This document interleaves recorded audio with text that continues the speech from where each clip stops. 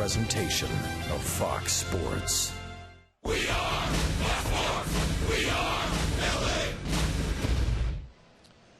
The Angels got as close as a game and a half of first place on their just concluded 10-game road trip, but limped home, losing 5 of 6. Tonight, they return home to the Big A and look for Jared Weaver to do what he has done so many times before, get the Angels back in the win column. It's Mike Trout and the Angels opening a 3-game set against rookie phenom Jose Abreu and the Chicago White Sox, next on Angels Baseball.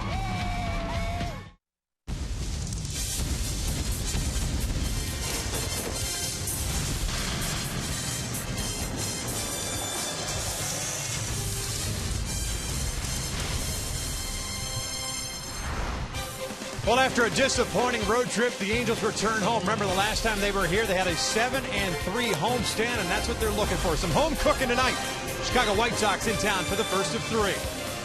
Hi, everybody. Welcome back to Angels Baseball here on Fox Sports West from inside the Big A alongside Mark Goobs. I'm Victor Rojas. So glad you could join us. And, of course, yesterday during that game against the Houston Astros, we had a chance to see Mike Trout back in the everyday lineup. And, boy, oh, boy, did he contribute early on. Yeah, we were wondering how healthy he was. His first at bat, he absolutely crushed the ball. He means so much to the offense with his speed and with what he's done so far. And to take a look at our AT&T Uverse rewind with that speed and ability to drive the ball in Houston yesterday. That was a pretty good pitch, really. It was a fastball down by Brad Peacock, but he crushed that ball to left center field, slides in. That tells you that he's feeling healthy. Then later on in the game, another RBI situation with that ball down the third base line. So we got a triple, double, and RBI. What he does for this offense, what he can do with the glove. He's healthy. I talked to him today. I said, how do you feel after your game yesterday? He said he feels very good. So look for him to go out and dominate again tonight. He's going to lie to you anyways. He's always feeling pretty good. He was the DH last night. He's starting in center field tonight as Jared Weaver is looking for his 7th win of the season. We're just about ready for baseball here at the Big A. So sit back and relax. We're going to bring you the lineups in the first pitch when we return.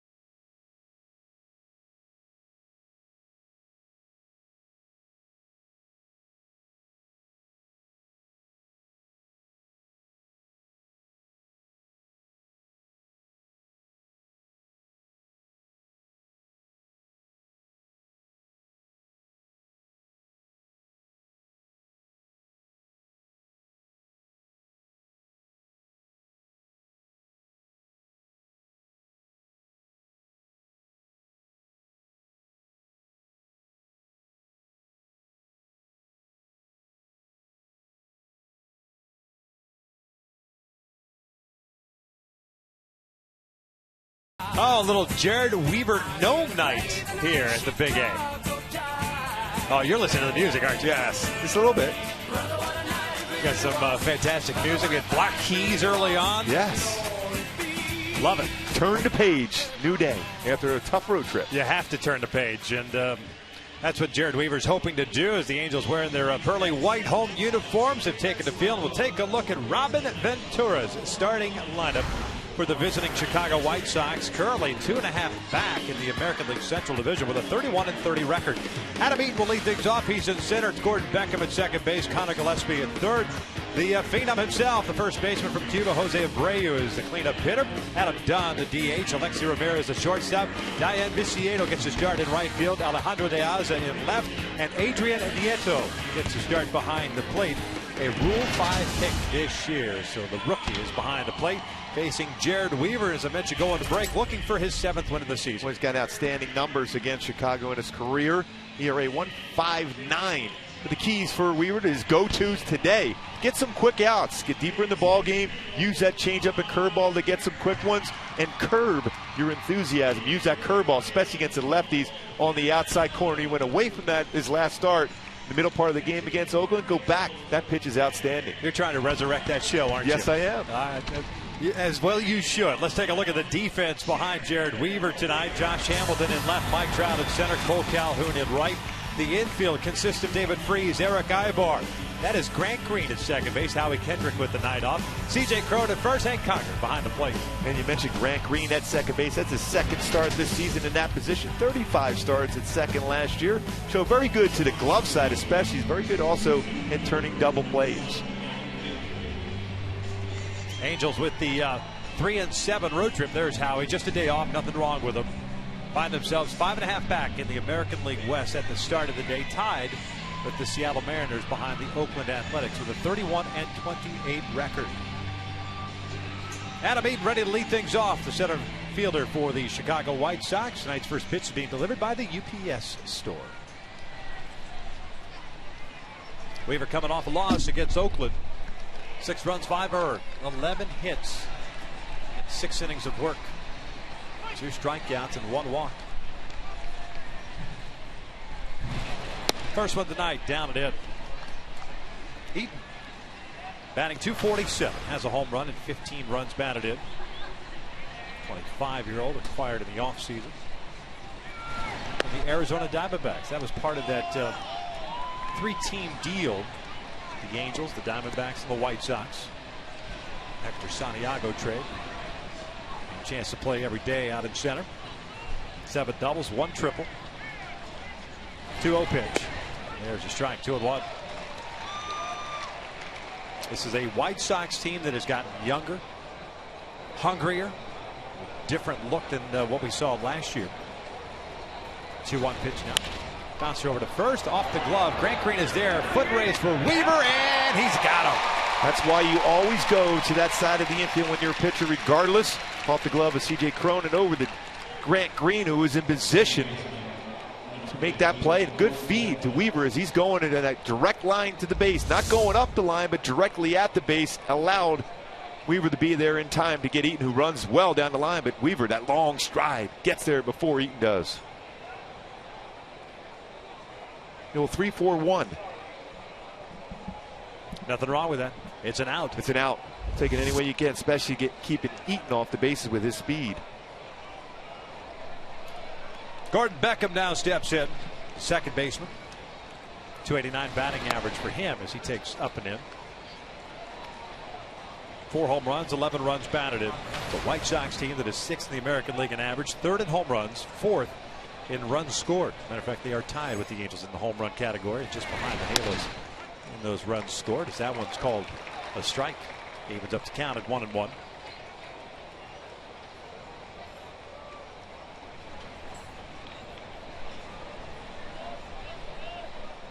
One pitch. Swing and a miss on the breaking ball, 1-2. He committed to that swing before Weaver even delivered. Yeah, especially because of the fastball being elevated. He got the upper part of the strike zone and followed up with a curveball, which starts in that exact same plane, but then drops down into dirt.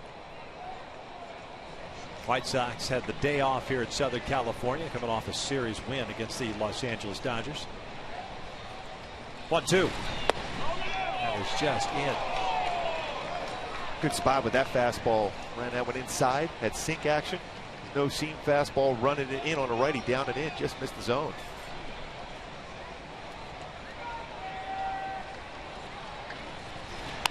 Off the end of the bat, Weaver with a bit of a bobble. 2 down. He's a good fielding position. He knew even if he knocks it down, he has plenty of time. Good slow curveball again, establishing that pitch early on. Is there a point that for Jared where the curveball can be too slow? Does that make any sense? No, because then he'll throw his slider. So it's similar type of break. Although his curveball is more that 12 to 6. You always hear that terminology for a curveball, straight up and down. And his slider is more of a 11 to 5 or 10 to 4 type break to it. Not a true slider as far as cut action on it. So he's able to offset his curveball with his slider. Connor Gillespie, the third baseman, looks at the strike. Second season with the White Sox. .336 average. 13 doubles, 1 triple, no home runs, 18 runs batted in. Count even up at 1 ball, 1 strike. So Hank Conger gets a new baseball. That's Greg Gibson calling the balls and strikes. We're in that hockey goalie mask. Phil Cuzzy over at first base. Jerry Davis at second, and Quinn Walcott umpiring crew for this 3-game series. 6-game homestand. 2-1. Boy, Gillespie did a nice job of tracking that breaking ball out of the strike zone. And he saw that on the on-deck circle, a couple slow ones to back up to be able to get him out in front. He was determined not to swing at that pitch.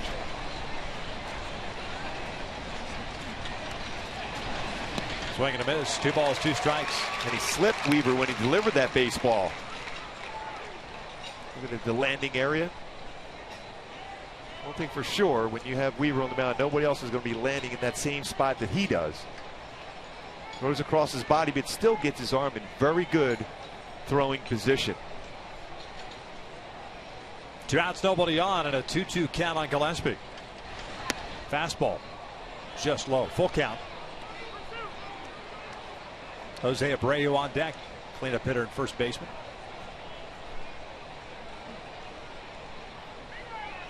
Weaver at home this year, a 3-2 record, 2.76 ERA.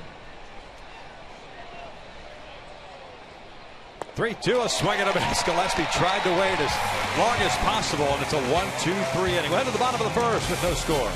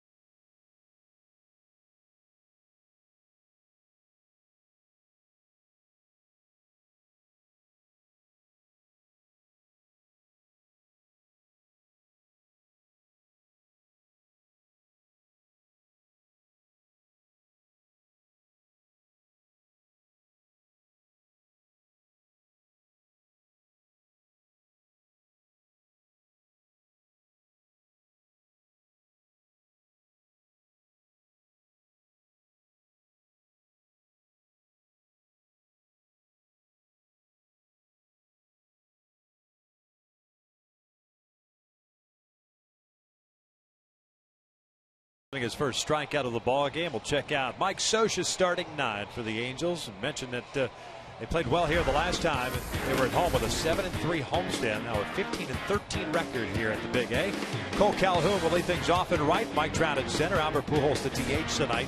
Josh Hamilton the cleanup hitter in left. David Freese at third. Eric Ibar at short. C.J. Cron gets to start at first. Hank Conger behind the plate trying to snap a 0 for 17, and it's Grant Green the starting second baseman. As they take on the 25-year-old right-hander native of Sao Paulo, Brazil. His name is Andre Rienzo. Rienzo, fastball 89-93. A cut fastball, throws quite a few cut fastballs. Very good over the top 12-6 break on a curveball and changeup. And the keys to my go-tos to be successful against Rienzo: take away that cut fastball and balance attack. Not just a couple guys in the order, but the entire lineup contributing with some base hits against Rienzo. 44 1/3 innings in the big leagues this year. 42 hits allowed, 36 strikeouts, 20 walks. First fastball is up and in. Cole Calhoun hitting .221, 3 home runs, 6 runs batted in. Cole last night ended up going 0 for 3 before he was pinch hit for in the 7th. He will look at a strike. Enzo doesn't waste a whole lot of time. Made his debut in the big leagues last year. 10 starts for the White Sox. That's ripped out to right field. Forget about it. That one is gone. Big fly for Cole Calhoun. 1-0 Angels.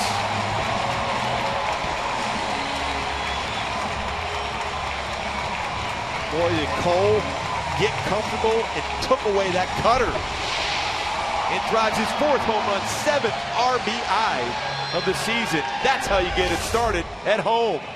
Ball in the inner half of the plate, and he crushes it. He knows it. And what a balanced swing. Used the barrel of the bat, got some lift on it, and got it out of here in the right center field. First home run for the Red Barons since coming off the disabled list. The Angels with a first inning run as Trout takes outside. 1 ball, no strikes. We said he's starting to see the ball better at the plate. Calhoun crushed that one. Slider just missed off the plate. It's 2 balls and no strikes. Trout a couple of hits last night, 2 for 5, 295 batting average, 11 home runs, 39 runs batted in. A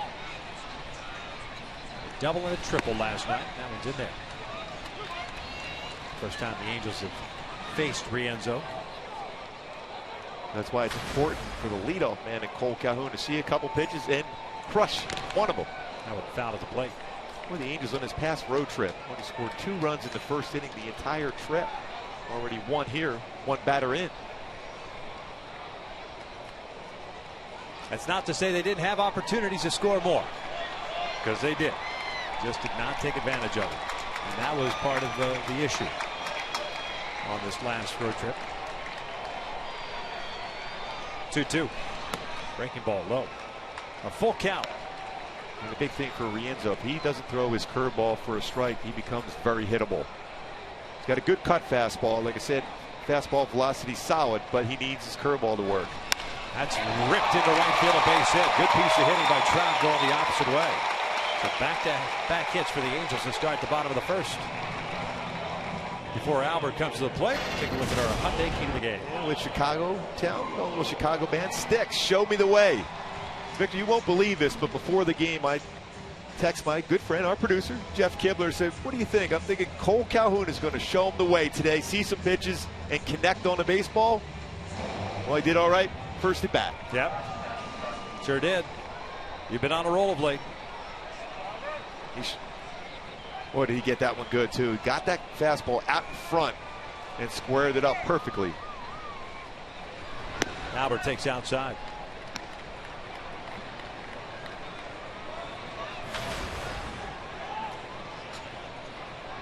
Albert hitting .249 now. 14 home runs, 34 runs batted in.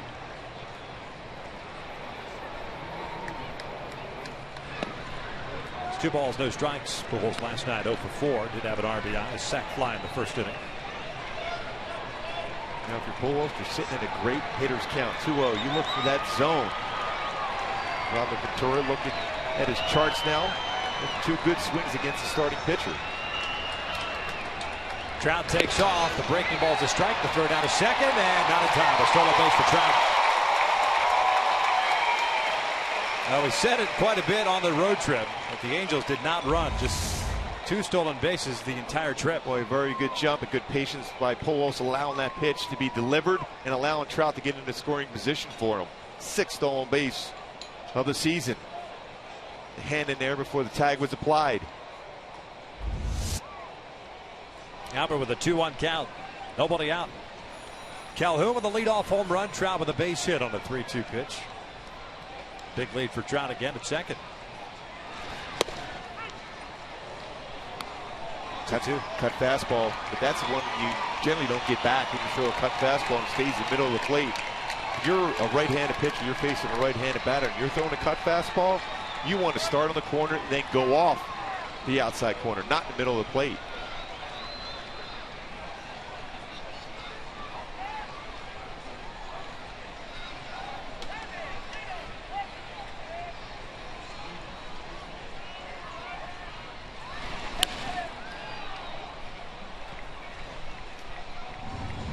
Count remains at 2 balls, 2 strikes.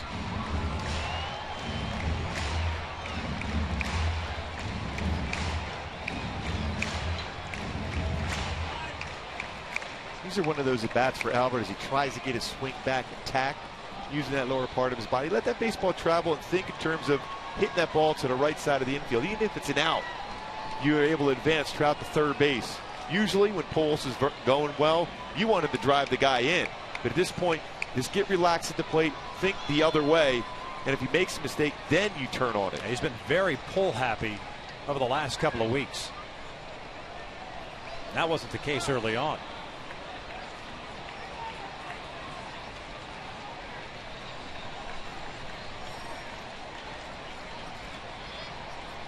Another 2-2.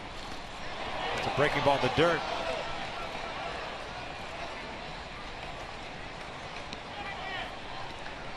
And I guess he didn't go around.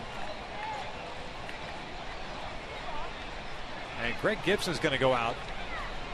And I'm wondering what he's going to talk about to Jerry Davis. I thought he rung him up right away. Yeah, he pointed to him immediately. And that's usually the sign that said he went around. But why don't you check with the first base umpire at that point to see if he swung or not?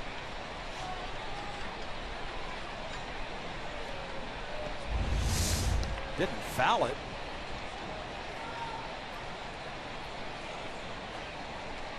From that angle, it's pretty close. It looked like he was saying that. Oh, maybe that's what Albert was saying, that the ball hit the ground and didn't hit the bat. Yeah. Let's see from here. There's no question he swung. Yeah. It's a matter of did the baseball deflect off his bat or not. See Gibson pointing with the left hand. That's usually the sign that you went around, I'm bringing you up. Albert pleaded his case, and that's why we had the conference.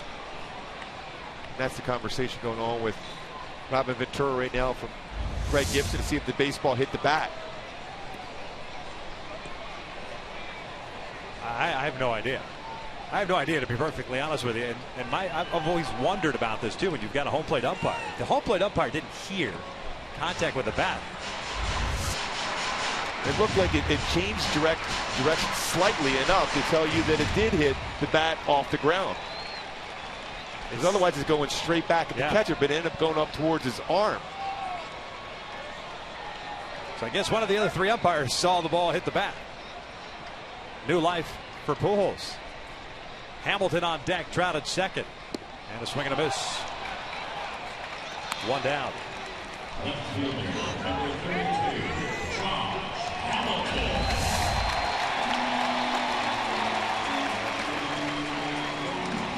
Boy, I talked about how good this curveball is from Rienzo. It gets on top and then snap the rotation of the baseball. Starts at the belt and ends up almost on the ground. A true 12-6 break on this curveball.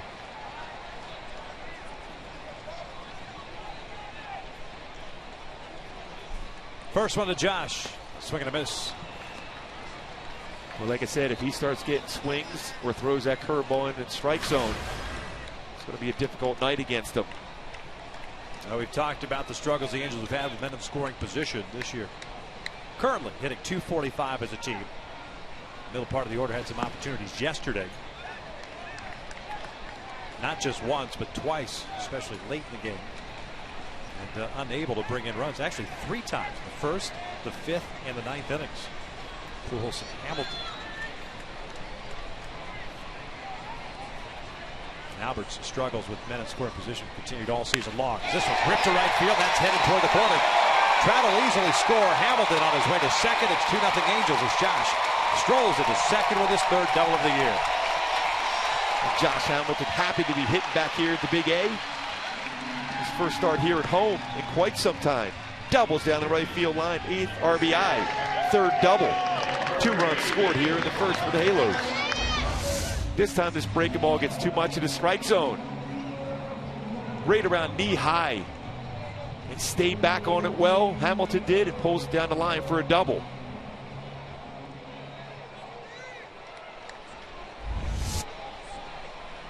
So here's David Freese running a little 4-game hitting streak. First home game for Hamilton since April 2nd. Long time ago. Welcome back to the Big A for Josh Hamilton. David Freese with back-to-back multi-hit games. Taking the average up to 230, a couple of home runs. 15 runs batted in. Looked like Rienzo dropped down just a little bit there. The count even up at 1 ball, 1 strike. 21 pitches thrown by the youngster.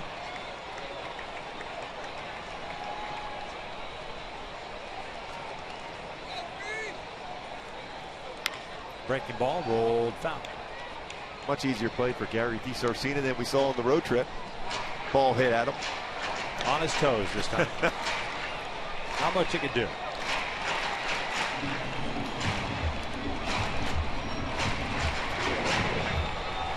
The Angels just a triple away here for the first inning to hit for the cycle.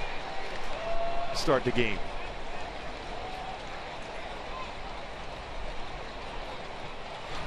Breaking pitch, line to left field. Piazza coming on, makes a catch. Where's Hamilton going? He'll get doubled up. And that ball's right in front of you. And that will end the inning. So the Angels do strike for 2. Cole Calhoun, his 4th home run of the season. First, it's coming off the DL. RBI double by Hamilton. We're through 1, 2-0 Angels.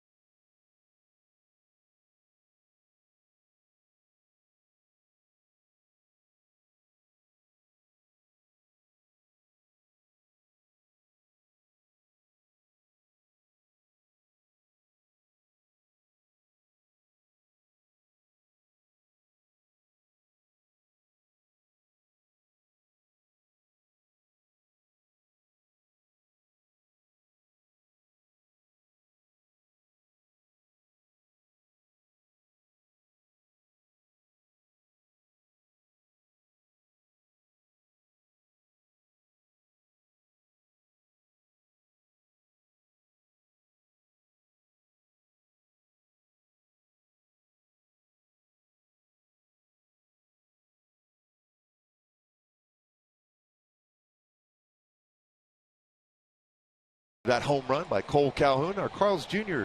Sports Update. We'll check that out later on in the game in the American League scoreboard. Our Carl's Jr. Sports Update. Very big games, of course, extra inning games involving the Oakland A's again. In Baltimore. O's and A's going extras. Jose Abreu leading things off. 0-1 pitch is in the dirt. Count even up at 1-1. Abreu signed in the offseason to a 6-year, $68 million contract. Native of Cienfuegos, Cuba, one of 4 Cubans in the lineup for the White Sox. He's off to a fantastic start. 266 average, 17 home runs, 47 runs batted in.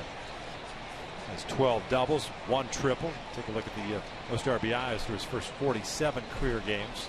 Some pretty good names in that one there. Breaking ball is down and away, 3-1. Top of that list, Joe DiMaggio, Ted Williams in there, and Albert Pujols. He's got 11 home runs on the road this season of his 17 home runs. Lifted out towards shallow right center field. Grant Green going out. Looks like he's under it. And no, he's not. Abreu trying to go to second base. Ibar with the tag, but the short hop doesn't allow it. I don't know if there's miscommunication there or not, but it looked like Green was underneath it. That is a double for Abreu instead of the first down of the inning. Grant Green going back. He's tracking it back. And Calhoun's running in there for protection. He had to go a long way because he's playing a deep right field. The one hop throw, real close play at second. Yeah, if he doesn't short hop Calhoun, or Ibar should say, they probably get Abreu. It's still pretty close because that foot's up in the air, and Mike Scioscia may indeed check that play at second because it is slide in. His foot is up in the air. The tag is on him, but the back foot get the base first. Jerry Davis is the crew chief. He's the second base umpire tonight. And it looks like they are going to take a look at it here. And you see the slide, Abreu slide, foot's up in the air, hits the ground. It's real tough to see at that point.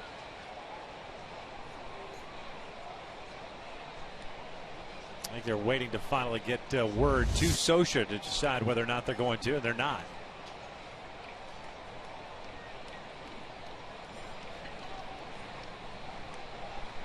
And a key point in all that is finding a definitive angle that shows that Ibar's glove touched the leg before the foot got into the bag. It was real close, but that back leg does get the base before the tag was applied. So it goes as a double.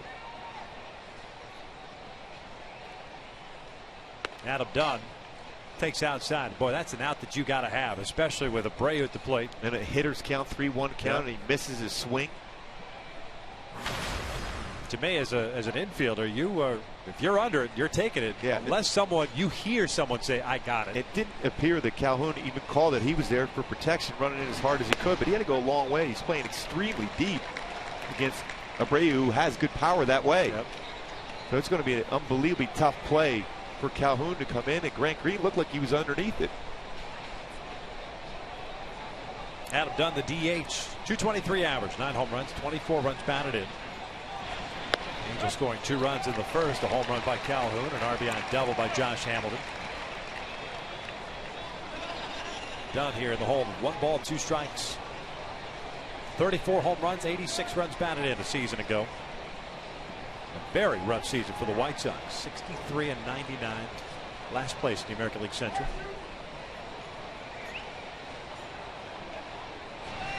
Swinging a miss. 1 down. What a nasty changeup. Weaver doing his best to pick up Grant Green. Gets a strikeout to keep Abreu at second base. Could not advance. A swing and miss. What a great changeup. You're going to look at this pitch right here. The circle changeup.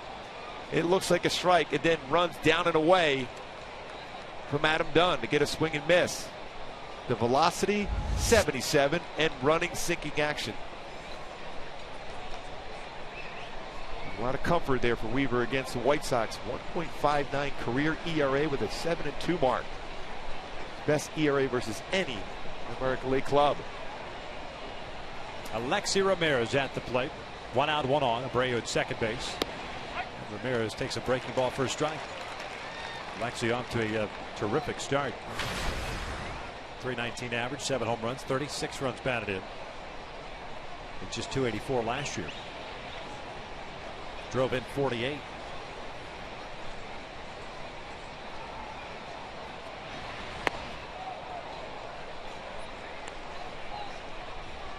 Alexi, one of the 4 aforementioned Cubans in this lineup to go along with Abreu, Diane Viciedo, who's on deck, and Adrian Nieto, who's doing the catching.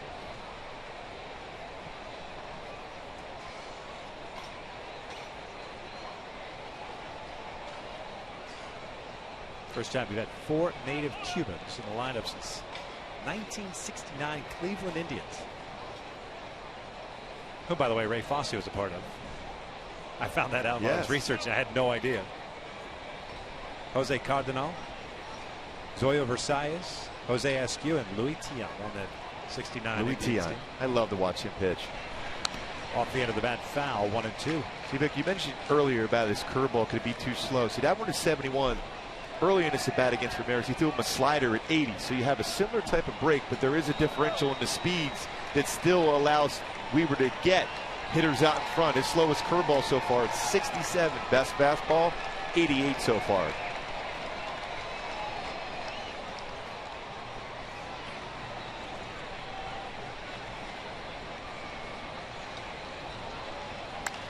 This one's popped up behind the plate. Conger coming back to take a look at it and doesn't have enough room to make the play. Still a 1-ball, 2-strike count.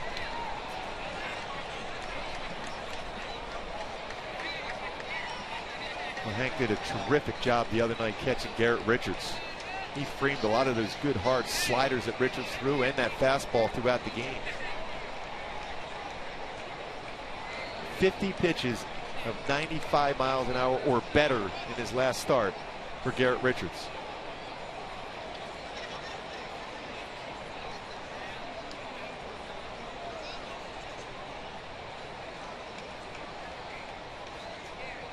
Swing and a miss. Down goes Ramirez. So back-to-back strikeouts for Weaver. He has 3 now in the ballgame. Well, if you're a hitter, if you're a right-handed hitter, you've seen a slider, a fastball, a curveball, and then a changeup to get a swing and miss. And go right back to the circle changeup. His second punch out this inning with that pitch. Way out in front. He's almost following through on a swing before the pitch got to Hank Conger.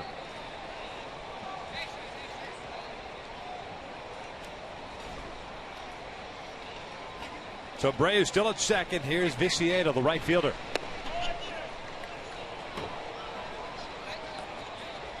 Viciedo hitting .267, 5 home runs, 21 runs batted in. 16 doubles, 1 triple.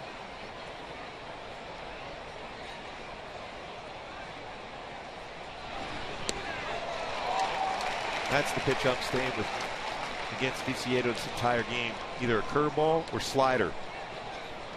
He still chases that pitch quite a bit. Very, very strong and quick on a fastball, though.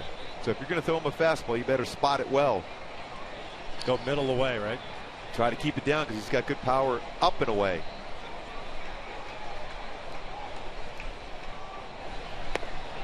Two balls and a strike. Like Jared may have slipped just a little bit upon delivery of that pitch. That's twice tonight he's done that already. The first thing he did it, and that one there.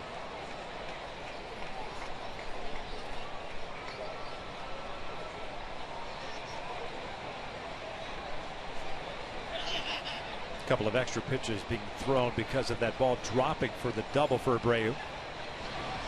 Off the end of the bat, rolled up the first base line. It'll stay foul. 2-2. Jared threw 15 pitches in the first inning. 18 pitches so far. Trying to perform the old shutdown inning. The Angels spotting Jared to a 2-0 lead in the bottom of the first.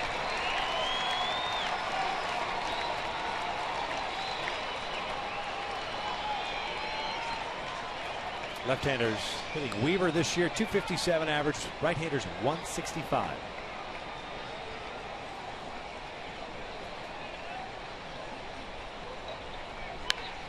Lifted in the air to shallow left. Ibar going out. Hamilton comes racing in, and it's Josh making the catch, and that'll do it for the White Sox here at the top of the second. Leadoff double, stranded in scoring position right at the bottom of the second.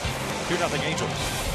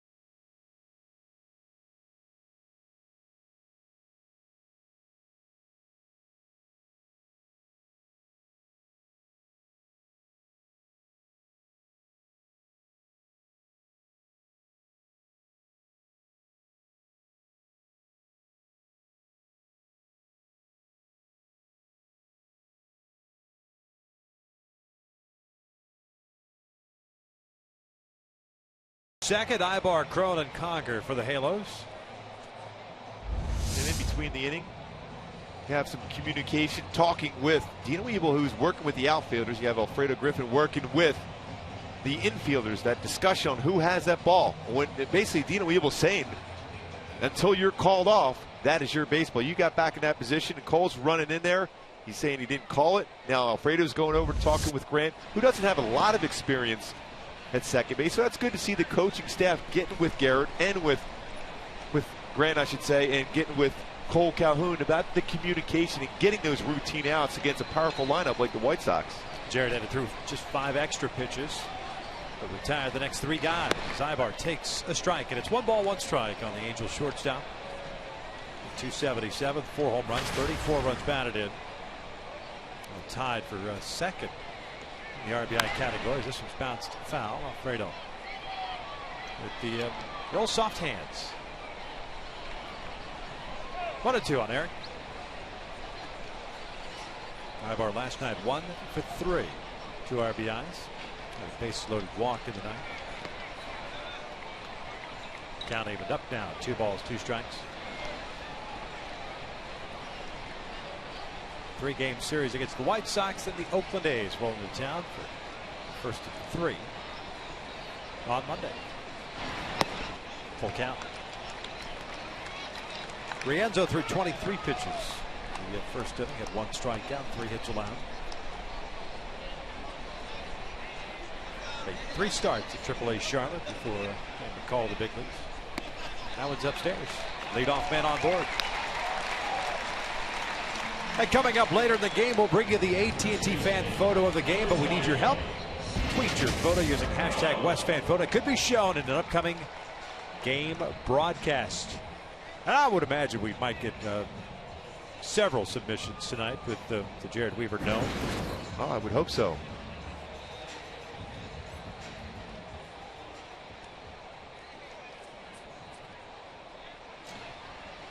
It would make sense anyway, wouldn't it? On Jared Weaver no night, but and on the hill tonight for Weave. That's right. That doesn't happen too often. It works out just perfectly. There's the dome. We're just watching the lovely ladies drink some beer, grub. Perfect night at the ballpark. Beautiful day too. Good to be home. Yes, indeed. C.J. Cron with an 0-1 count, 301 average, 3 home runs, 12 RBIs. Going to start at first base today. It's Pujols serving as a DH.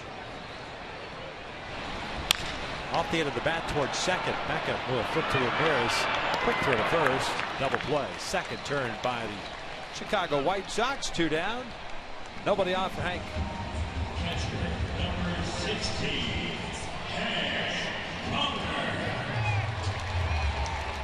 One thing about Chicago with that infield, Ramirez and Beckham, they have some strong throwing arms. He might have made some mistakes as far as some errors early on, but I'll tell you what, they're as good as it gets as far as turning double plays. 48 errors committed by this White Sox team. Like I said, they've got a scrap of last year and put that behind them and change their mindset, trying to go with the younger players. He turned 61 double plays this year as a team. Winning Baltimore and Detroit. And now with the 2 tonight, they can jump into second place as far as turning double plays. Hank pops it up. First base side, Abreu near the railing will not have a play. 1 ball, 1 strike. That was a changeup from Rienzo. Hank Meyer in an 0 for 17 slump. 241 batting average, 3 home runs, 14 RBIs. We had that conversation, like I said earlier, with Hank about Richards' performance. I mean, that's his job. His number 1 job is handling the pitching staff. He says he's just trying to get comfortable with the plate again. This one's out to right. Playable for Viciedo, who comes running in. Calls off. Beckham makes the catch. And that'll do it for the Angels. 2 in the books, and it's still 2-0 Halos.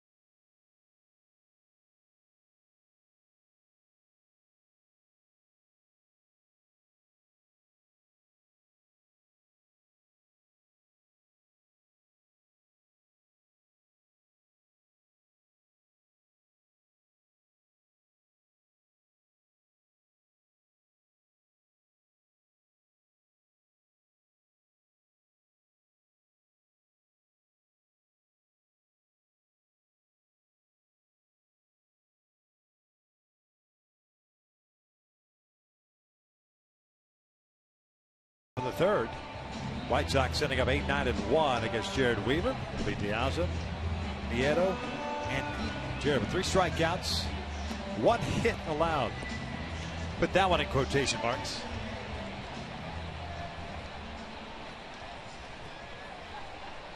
Alejandro Diaz, 180 average, 4 home runs, 17 runs batted in. This is 59th game. Look at a breaking ball that misses a little bit high. Diaz last year at 264, career high 17 home runs, and a career high 62 runs batted in. He will try to drag bunt too during the course of this game at some point. 1 ball with strike. He had 20 stolen bases last year. And one thing Weaver does very well with is he looks over at whoever's playing first, whether it's C.J. Cron tonight or Albert Pujols, to allow them to know he has that side of the infield in case he does drag bunt. That's hit out to right field. Calhoun moving back on this one, pulls up, and that is gone. Alejandro Diaz, a solo shot, his 5th of the year, and the White Sox get on the board as the Angels lead it 2-1. The 7th home run that Weaver has allowed the left-handed batters this season.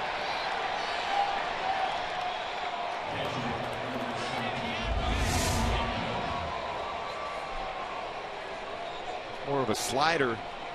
He went into that zone for a left-handed batter, that down and in zone. Very difficult to get it out with that pitch. The left-handed power hitter.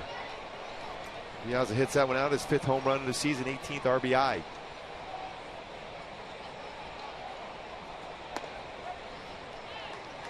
Adrian Nieto, the catcher, takes a strike. This is his 21st game, hitting 286, 3 runs batted in. A Rule 5 selection from the Washington Nationals. A man who last year was playing A-ball. Talking with Hawk Harrelson before the game today, longtime broadcaster, former general manager of the White Sox. Likes this kid. Never seen that kid making a jump position player wise, a catcher from A-ball. Especially a catcher. Yeah. Almost similar to an offensive lineman in the NFL. It usually takes a while before you're comfortable as far as the catcher calling the game, framing pitches. This one's looped down toward right center field. It's a base hit. Nieto's on board. Nobody out here. And back to the top of the order now in Anaheim. Nieto born in Cuba, raised in Miami. His changeup up above the belt. Even though you can be fooled with the speed on that pitch, if it's elevated, you still are able to keep your hands back long enough and fight that one into the outfield for a base hit.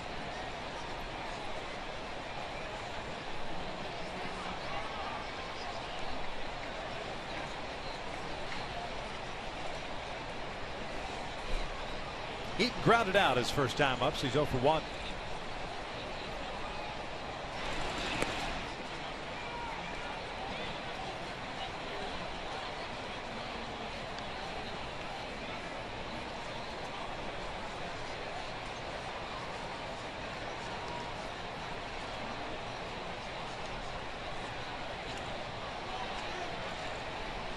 .42 pitches thrown for Weaver so far, 25 strikes, 17 out of the strike zone.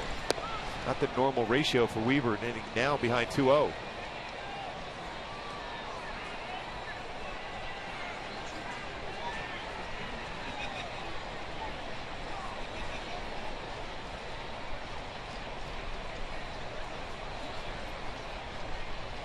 Beautiful sunset. 3-0.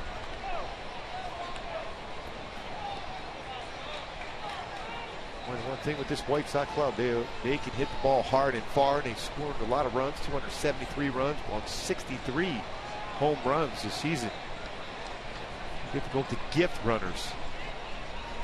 This is White Sox club. Delivers a strike here, 3 balls, 1 strike. Now 1 time through the order, that curveball was very dominant. The first time through the order, picking up 3 strikeouts, made a mistake to Diaz. Long speed pitch to Nieto, resulting in a base hit. 3-1 pitch, swing on this, goes back to it.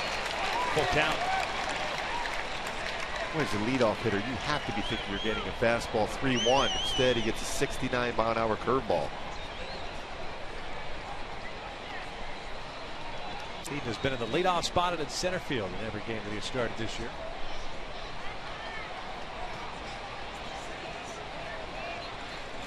The 3-2, and that is down and in. Ball 4. So Weaver has allowed the first 3 to reach now. And here comes Mike Butcher for his first visit.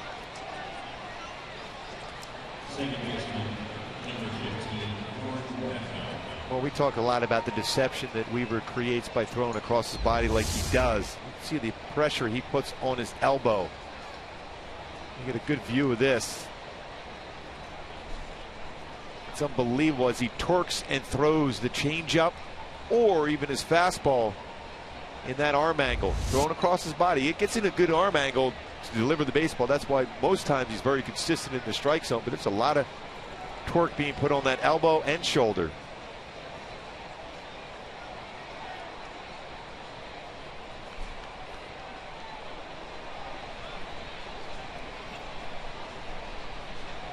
Gordon Beckham. The bouncer back to the mound in the first inning.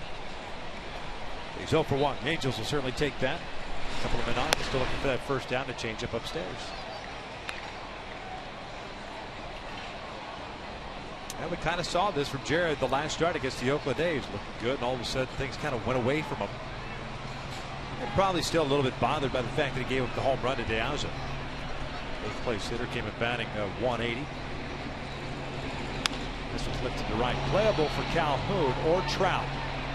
It's Cole Calhoun with the call. One down. Yeah, you always want the right fielder to be able to field that baseball because he's coming towards the ball that way just in case. The other would think about going to 30 being better throwing position as compared to a center fielder Mike Trout going to try to catch that. Big out. Neither base runner able to advance.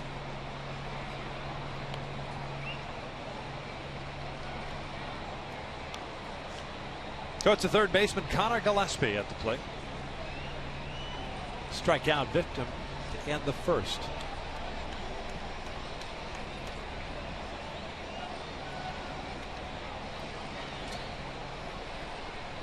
Product of Wichita State. The old Shockers.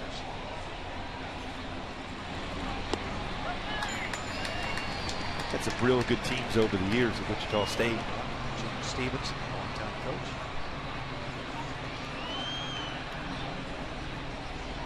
He left Nebraska to go to Wichita State. I imagine if Darren Erstad was coaching at that time, wouldn't have let him get away. No. 0-1 pitch. This was popped up left side. Should be infield fly rule, and it's called. But Walcott, the third base umpire, making that call. 2 down. Now to continue the focus to get through this inning. A very tough hitter coming up now for Weaver.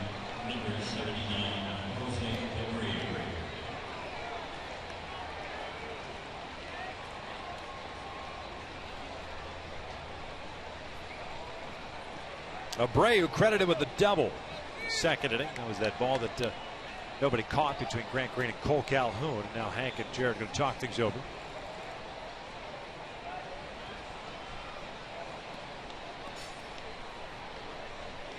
Always had success against some very good pitchers too.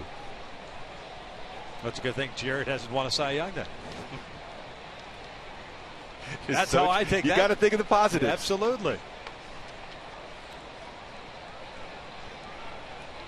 Double for Abreu in the second inning, his 13th of the year. Nieto, the base runner, at second. Eaton at first. And if I'm Weaver right now, I'm letting Abreu try to be overly aggressive. I'm going to make him swing at my pitch off the plate. You have Adam Dunn on deck, who you struck out on a changeup the previous at bat. You're not giving in, even though you don't never want to load the bases. You're going to try to exploit a young hitter, make him swing at something out of the strike zone. 2 balls, no strikes. He's been pretty good in these situations this year. .333 average with men in scoring position. Although with 2 outs, it goes down to .222.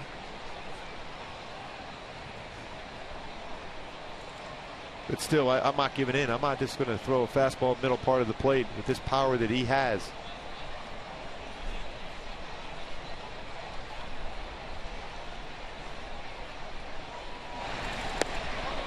Three out. That looked like a pretty good pitch. Yeah.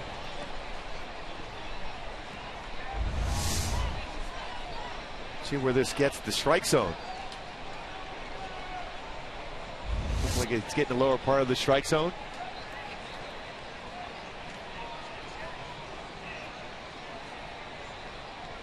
Think he's going to pull the trigger here if it's in his zone. And he does on an off-speed pitch. 3-1. That's a veteran on the mound. Sensing a young hitter is going to be aggressive. Those have been change up 3-0.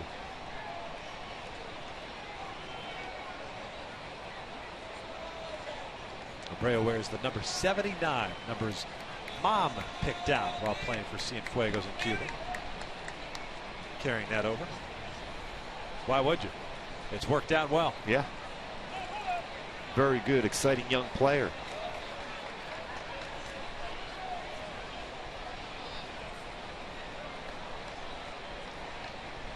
Two on, two outs.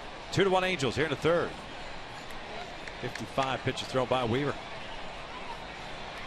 56 is inside. He walked him. Second walk of the inning, and they're loaded up for Adam Dunn.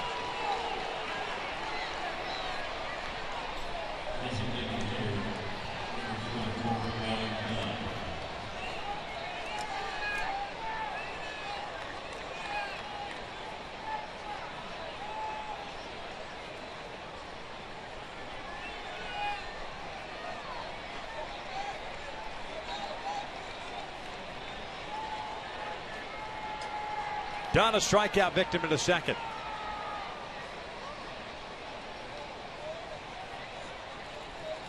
Fastball on the corner.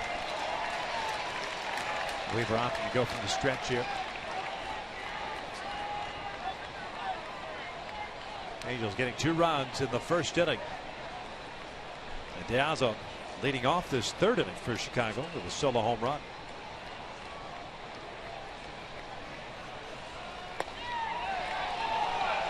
Just off the plate, at least according to Greg Gibson. So the exact same pitch. This fastball is just off the outside corner. But you figure that sets up that changeup. You would think in that plane. Which is the exact same plane that got Dunn to swing and miss the first time. That one caught the corner. That was a changeup. And now you can afford to throw a changeup again and go off the plate.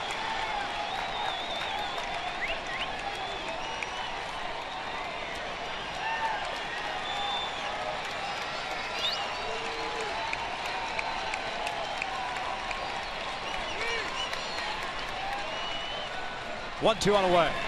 Called strike 3 on the inside corner. Down goes Dunn, and Weaver weaves some magic. Limits the damage at just a run. The no-seam fastball here from Weaver. Runs it at the hip and then catches the corner for the punch-out.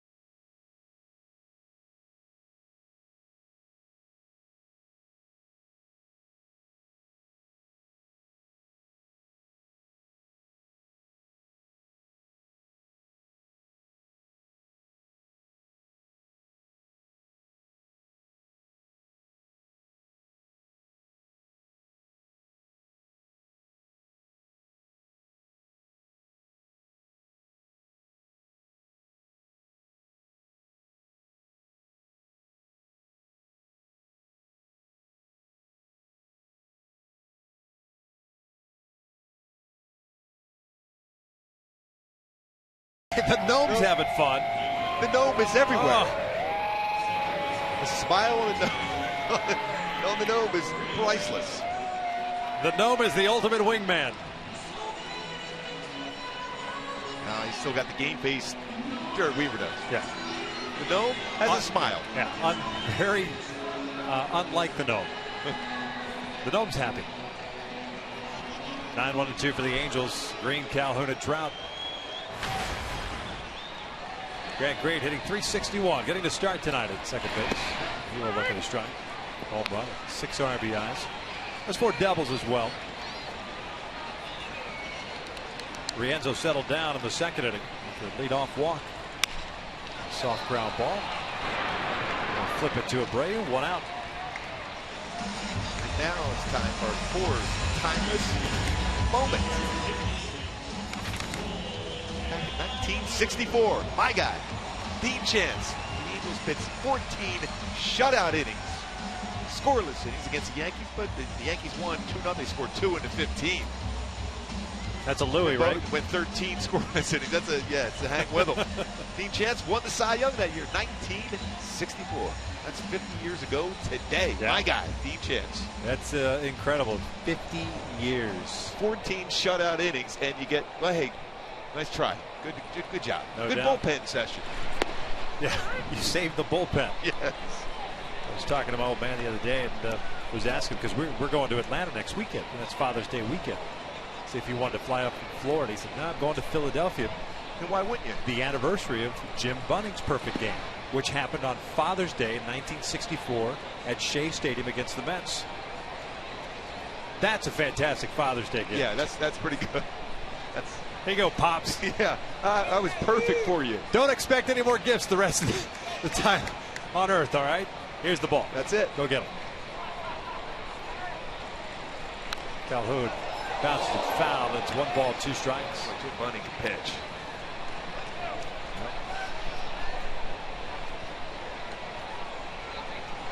I still think it's weird that Pops starting shortstop in that game and finished the game in left field. Old G-Mock. Yeah. He was covering all the ground. Yes, he Put was. his best glove everywhere. From short to left. You finished the game in left? That was the same year the fight Phillies gave away that lead late. We don't talk about that. Okay, let's check. Cole strikes out swinging. And that's a second punch out for Rienzo. 2 down. Hey folks, on Wednesday the Angels take on the A's at 7:05. Fans in attendance will receive an Angels tote bag courtesy of MLB Network. Purchase your tickets at the Angels Stadium ticket office or by logging on at angels.com today. When you're looking for Mike Trout to do some damage or have a long at bat, Weaver had a tough last half inning. A lot of pitches to get through that inning. See if we get a breather. 2 quick outs for Rienzo though. Chow on the base hit to right field. Stolen base and a run scored in the first.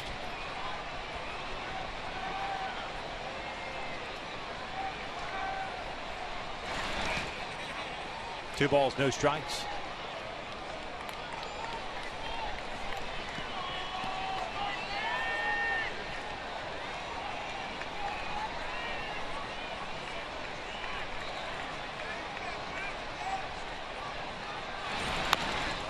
As a bounce towards second base, Beckham comes in, and the Angels go down in order. 3 complete here at the Big A. The Angels with a 2-1 lead.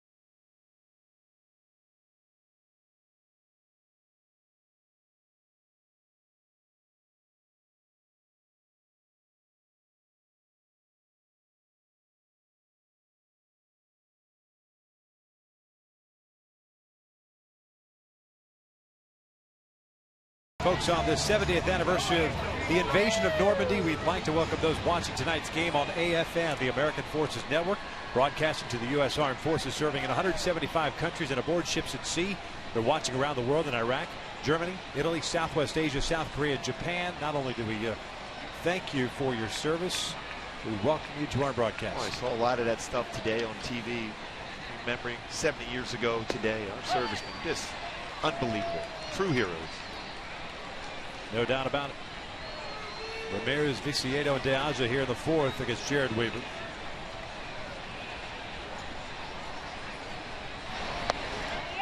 Ramirez, a strikeout victim in the second.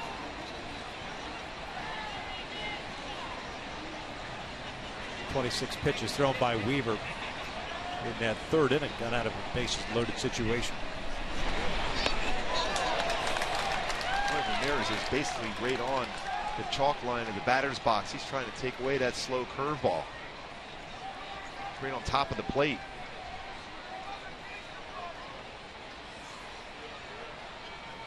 Don't see many hitters get that close to a plate. It's a right-handed pitcher for a right-handed batter. That is ripped to left, the base hit. Hanging breaking ball. Hamilton gets it back into the infield. That's 3 straight innings in which a leadoff man is reached. It's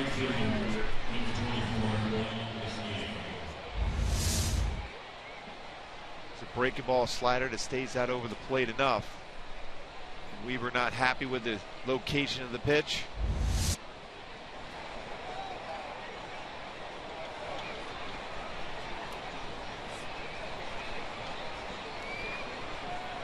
Viciedo 0 for 1. Let's throw to first. Ramirez is back. Alexei with 12 stolen bases this year. He's the team leader. He's been caught 3 times. White Sox 7th in the American League in that category, just ahead of the Angels. He thought about going. Changeup was down low. Weaver has 1 pickoff this year, 19 career pickoffs. He does have a very good move to first. CJ Cron's got to be in position to be able to catch that and apply the tag right away. A lot of times we will throw a low throw right at the base.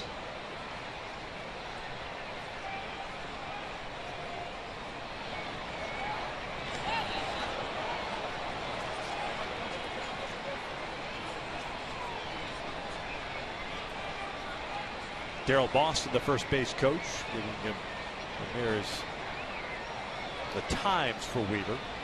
Get the stopwatch going.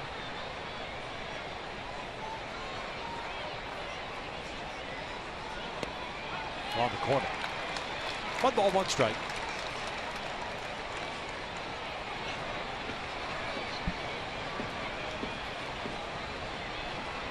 Ramirez looking across the diamond at Joe McEwen, the third base coach. And all while Viciedo's in the batter's box. Viciedo doesn't care what the sign is.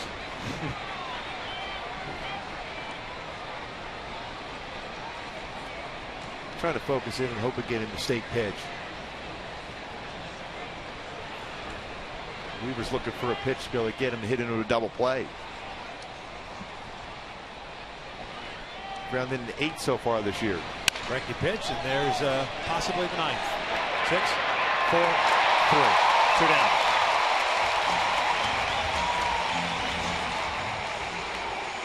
Well, let's check out the tools of the trade presented by Ram Trucks. We talk about the curveball from Weaver, but his changeup also very effective. In that circle changeup, the good follow through. Hitter reads and thinks fastball. Adam Dunn thinks he's tracking a fastball. Instead, changeup runs down and away for a swing and miss. His first at bat, second at bat, got him with a fastball inside. That's dealing from Weaver. To 2 outs, nobody on. Here's De Aza, who homered leading off the last inning.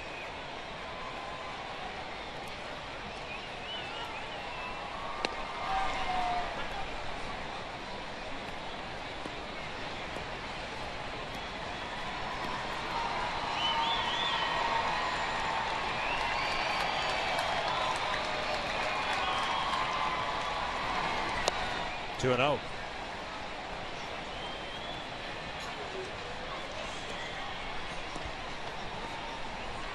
Four strikeouts, 2 walks for Weaver, 3 hits allowed. 4 times in this game for Weaver. 2-0 count. Highly unusual to see from Jared. 39 strikes, 30 balls so far. 3-0.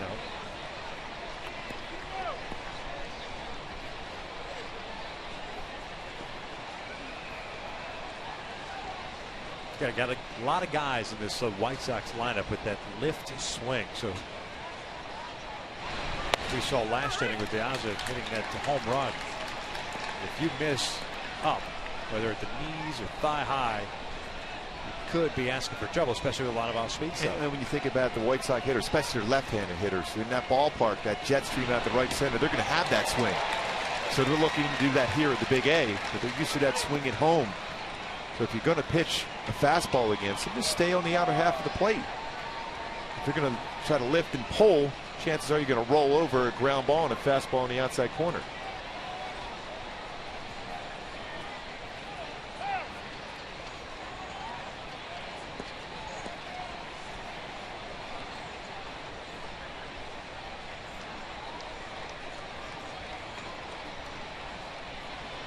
Payoff on the way. Diaza fouls it off the left. That's what a slow curveball will do to you as a hitter.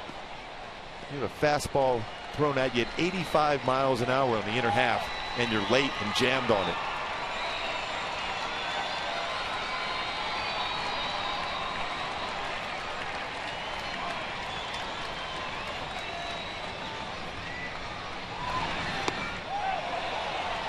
Missed outside. A 2-out walk. Going to go with that backdoor breaking ball, and it missed. We'll bring up Nieto.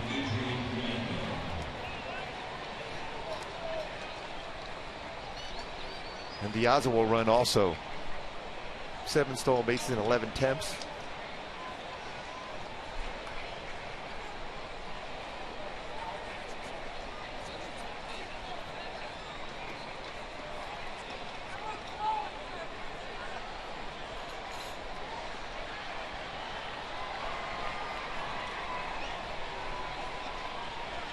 Nieto 1 for 1, had a base hit.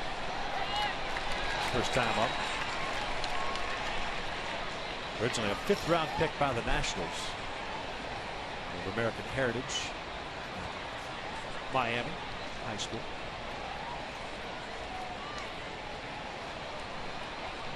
He was born in Havana. Diaza standing at first with 2 outs. 2-1 Angels. Throw him there.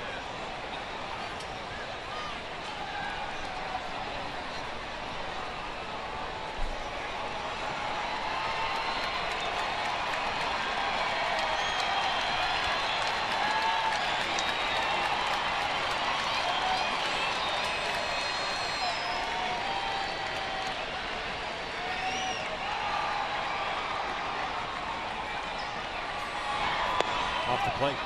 1 ball, 1 strike. Well, Weaver's really had to work so far in this game now. 76 pitches thrown. 2 outs here in the 4th. And ideally, Social talked about it today, he'd love to see you to get a number of innings out of Weaver tonight, especially the amount of relievers used yesterday's game in Houston.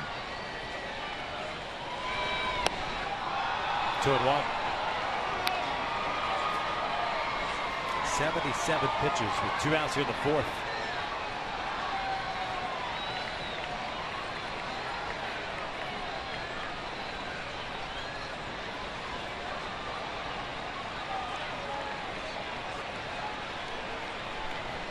A 2-out walk to Diaza, putting a man on. 2-2.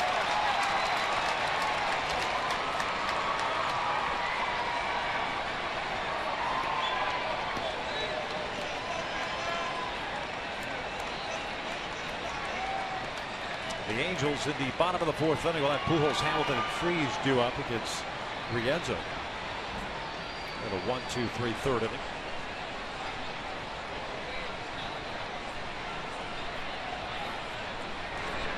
Taking a miss.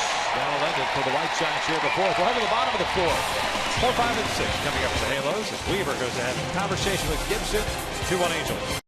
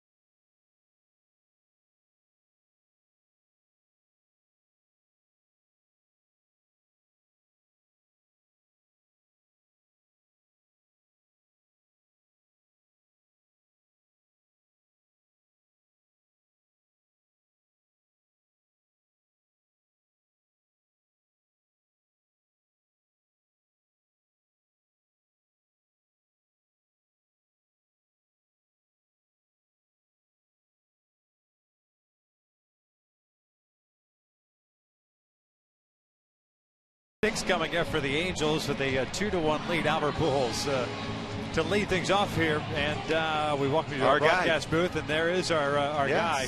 Now remember, we said all the time that we do these reads. While I'm doing these reads, Gooby does impersonations, and so here's a good look at the dome, and now there's. Look at that. It's a striking resemblance. It is, no question. It's a good look for me, too. I can't tell which is which. I get confused a lot, though. It's been a battle for Weaver so far, but doing a good enough job. That changeup and slow curveball has been very effective for him. 79th pitch of the evening. He picks up the strikeout to finish off the fourth. See if the Angels can figure out Rienzo. Had 3 hits in that first inning, including a home run as that off-speed pitch sails up and in. But Rienzo's calmed down. Had a leadoff walk. Derek Ibar in the second got a double play ball, and since then he's retired the next 4. Big play so far in this one here. Of all the plays that we've seen through the first 3.5 innings, it's Josh Hamilton running into a double play. The ball that David Freese hit, the liner out to left field. Hamilton in scoring position, broke as if he was going to score on a ball that clearly looked like it was going to be caught the whole way as Albert pulls this from the third. Lester across the diamond. Abreu tiptoeing across the bag. The first down. So the Junior Angels Kids Club presented by Farrell's Ice Cream Parlor Restaurants is accepting members for the 2014 season. This year members will receive a Mike Trout shirt, Angels sunglasses, ticket vouchers, and more. To register, visit angels.com/Junior Angels. Sign up for more details. Boy, Albert, it is right now in the pull happy world. Everything trying to turn on. And that pitch was a pretty good pitch to drive. 2-0 count. 2-0 count. You're looking as a hitter, especially as good a hitter as Albert Pujols has been throughout his entire career, on the way to Cooperstown. You look for a zone, and that breaking ball, even though it was a breaking ball, was still the middle part of the plate. Usually you're going to see him hit that ball to center field, even right center. He can lift that out of the ballpark, too. Hamilton swings through that fastball, cut fastball, and it's 2 balls and a strike. Josh doubled into the right field corner. Third double of the year, picked up his 8th RBI. Rienzo's about to throw his 50th pitch. Hamilton loops this one out to left center field. Coming on is Adam Eaton, and will fall in for a hit. Looked like Eaton was thinking about it there for a second. Multi-hit game for Josh.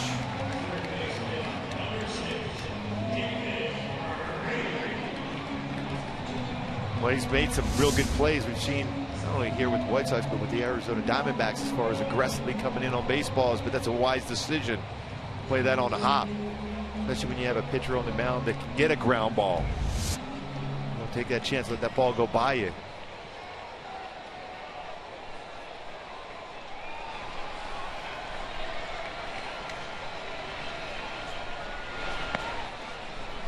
Freeze 1 for 1.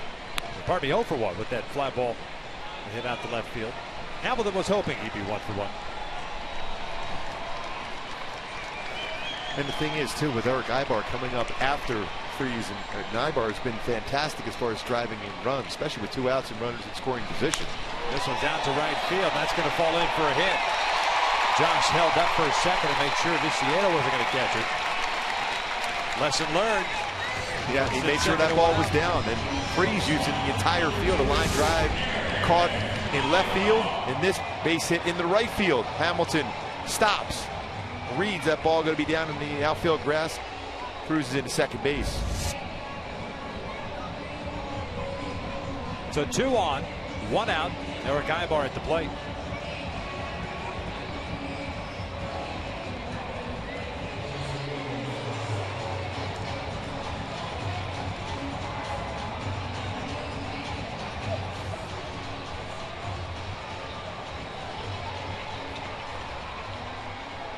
Ibar drew a walk into second.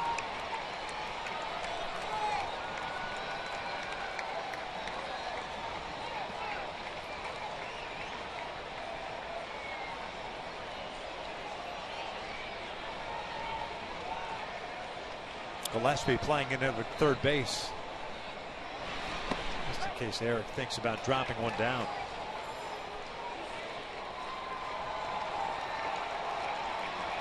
Rienzo with 2 strikeouts, 1 walk. And now 5 hits allowed. We're hitting 306 with runners in scoring position. The guy you want up in this spot. That cut fastball down underneath the hands. Just got a piece of it. 0-2. Eric wondering if that was indeed a strike. That didn't look like it was a strike, but a good cut action. Look at that as far as the keys against Enzo is getting that cut fastball out in front. If it gets in on their hands, very difficult to make good contact. Last year made his major league debut on July 30th against the Cleveland Indians, and ironically enough, against the other Brazilian. Only other Brazilian in Major League Baseball, Yan Gomes, the catcher. Both born in Sao Paulo.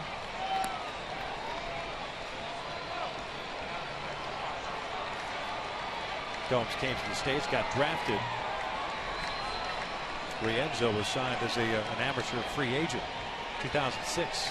1-2. A little bit high. 2 balls, 2 strikes. Well, that pitch before from Rienzo, Nieto was basically standing up, giving the target. High fastball, and then the very next pitch, a breaking ball high. That's why sometimes I still feel that pitch, if you're going to throw a fastball that far out of the strike zone, really affects your very next pitch as far as your arm slot. Hamilton at second, and Freeze at first. Breaking pitch, tap foul. 2 pitches ago, Nieto standing up out of his catching position to try to catch the high fastball.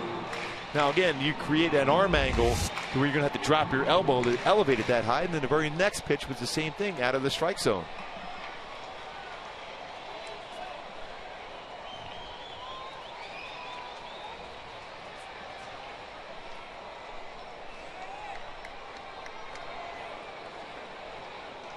A full count. So Eric has worked the count back to perhaps his favor after being behind at 0-2. C.J. Cron, the man on deck. I think a lot of times you'll see Mike Scioscia send the runners, but you have a left-handed batter and you have C.J. Cron on deck. You wonder if he will indeed send the runners. I don't think he's sending them here. Kickoff attempt, Hamilton back in there.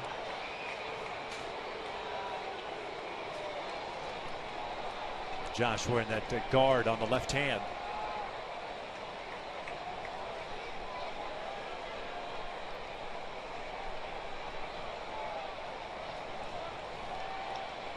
Runners do go. 3-2 pulled over to first. Snagged by Abreu, who takes it himself. 2 down. What a play by the young first baseman. He's starting to get better and better fielding his position. 3 errors at first base this season, but good backhand. This ball was hit well by Ibar, showing some pretty good range. Taking it himself.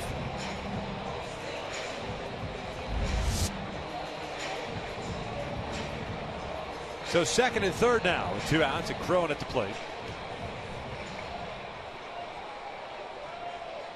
Cron reached for one in the second and bounced into a 4-6-3 double play. 0 for 1 as that breaking ball caught the top part of the strike zone.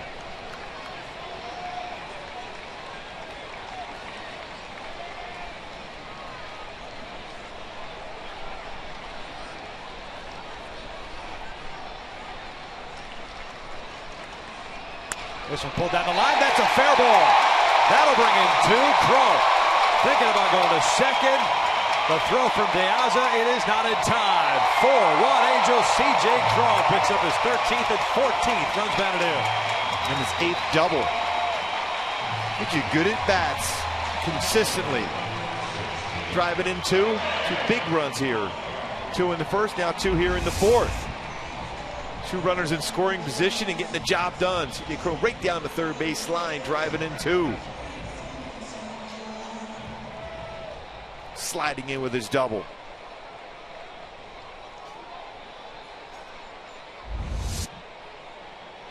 So he now in scoring position. Here's Hank. Takes up and away.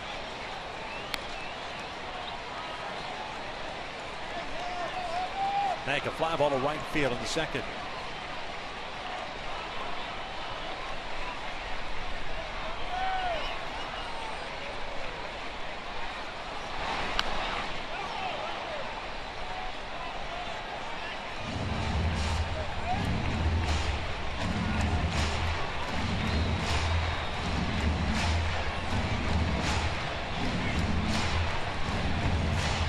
Rienzo threw that cut fastball well off the plate. Hank is struggling, trying to get a fastball. That ball was off the plate in and off his body.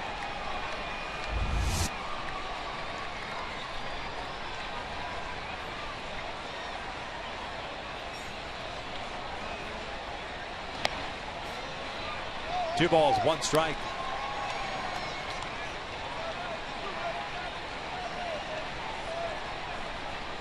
Three hits allowed by Rienzo here in the fourth. That base hit by Crone. The Angels now 2 for 5 with men in scoring position.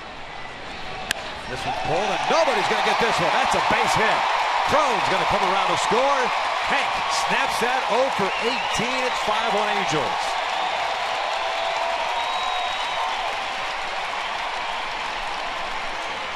Well, the conversation's been of late. Not able to get hits with runners in scoring position. We've seen some good approaches here tonight. And a base hit in the right center field for Hank Conger, scoring another run with a runner in scoring position. Conger now with his 15th RBI. Don Cooper, the pitching coach, out to pay a visit, his first of the night. So back-to-back 2-out hits, bringing in some runs. Grant Green now will step to the plate. Grant 0 for 1. He bounced one back to the mound his first time up.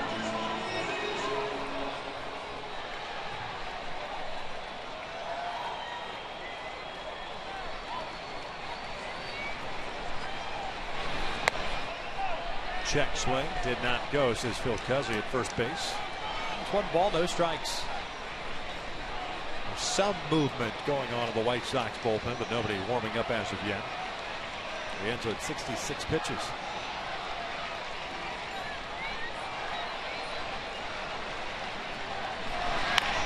Pulled foul.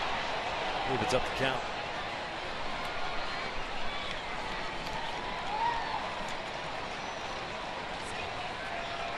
Scott Carroll about to start loosening.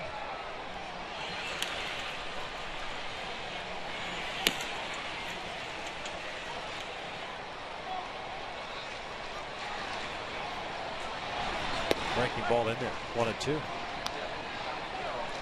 First time the Angels have scored at least 3 runs in an inning since last Saturday. That was against Oakland.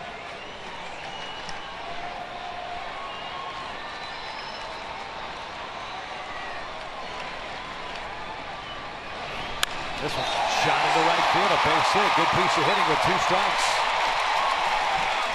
Now, what do we say that are going to be the keys tonight for the Angels as far as a victory or a potential victory? Balance throughout the lineup, and there's been some hits we see throughout this entire lineup tonight.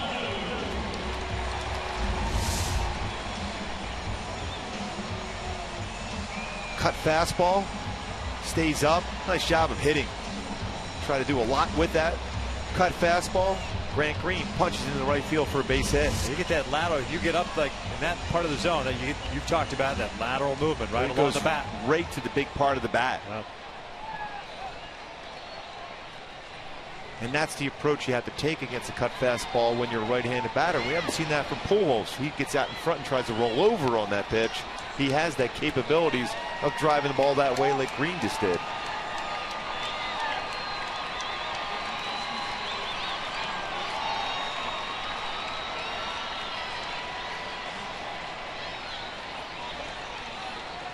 Cole 1 for 2 with a home run and a strikeout as he shoots this one foul. Snowballs to 2 strikes. Gary DiSarcina was getting ready to get out of the way again. Gary, that was Cole hit that ball at him on the road. That's right. But this time with the man in scoring position, he's got to be down the line. So he's closer to home plate. He's getting crushed in the dugout once again.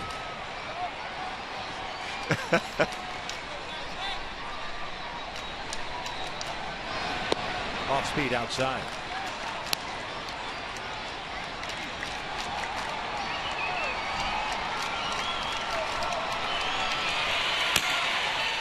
.29 pitches thrown by Rienzo here in this 4th inning.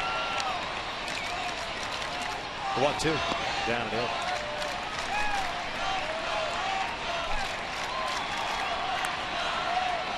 And with Mike Trout on deck, I figure this might be his last batter. Should Calhoun reach.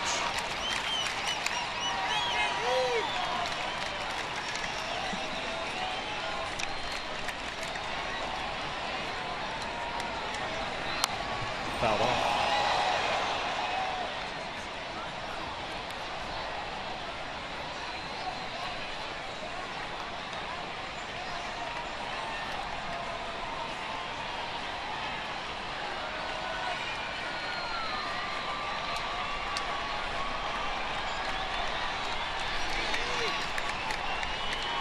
Two outside a full count. And with 2 outs, it means the base runners get a little head start. Conger from second, Green from first.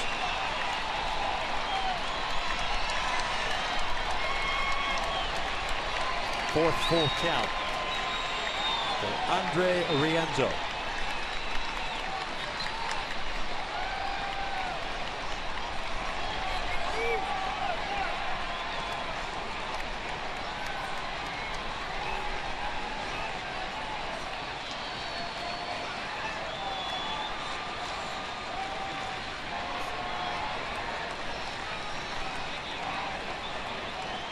Three-two. Breaking pitch, and that's rolled. Fair ball inside the bag. Down the corner she goes. Conger's in to score. Green in to score. And it is 7-1 Angels. We're looking for that big inning. Got it.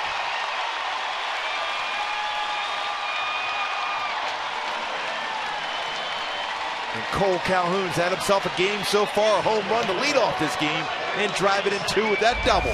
His 8th double.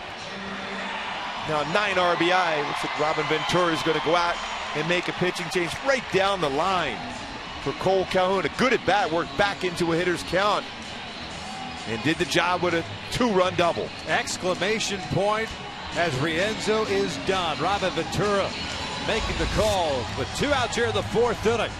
Cole Calhoun extends the Angels lead to 7-1.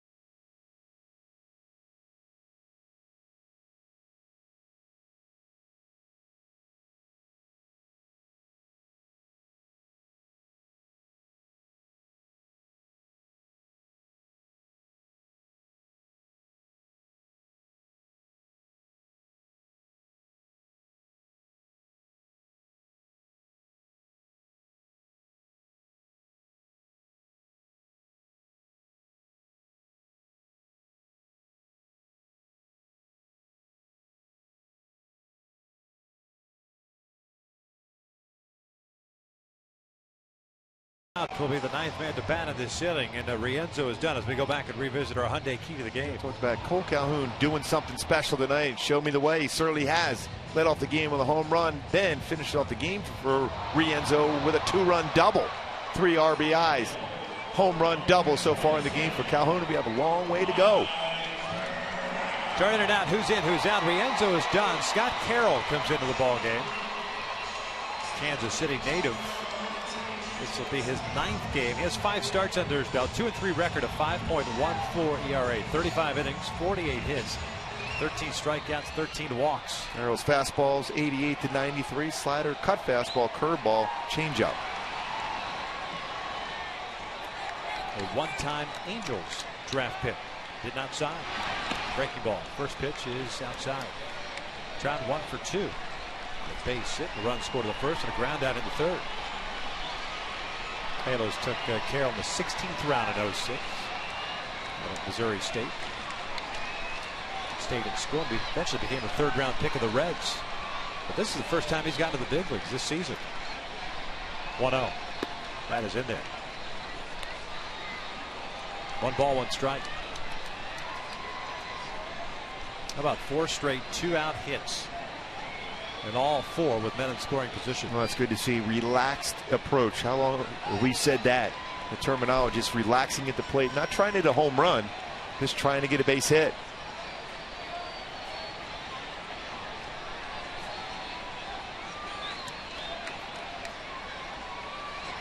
This one yanked foul. A sinking fastball down and in. Yeah, pretty quick hands to be able to even get a good piece of that baseball when it's running off the plate like that.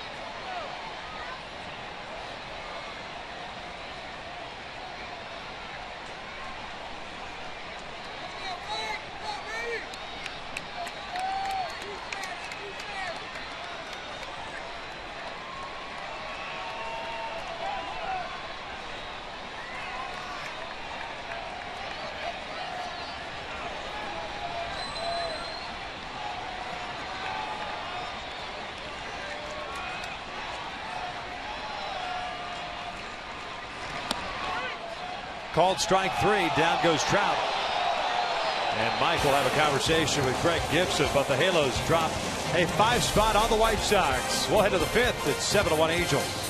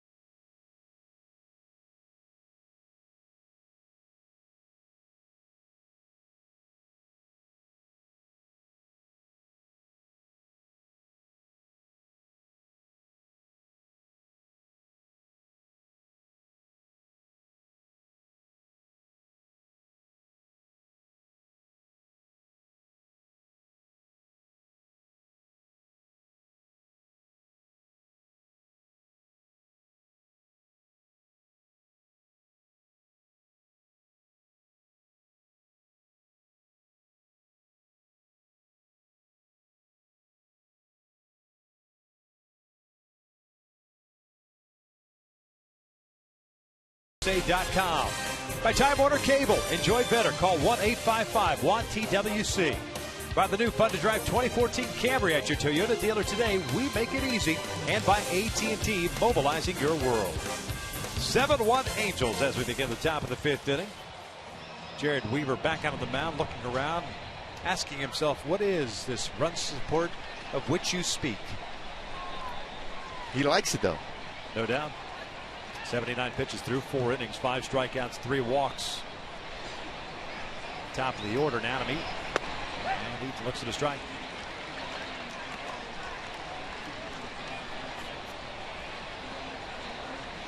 Adam Eaton 0 for 1. A ground out to the first.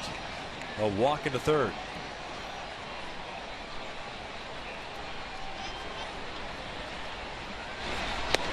0-2.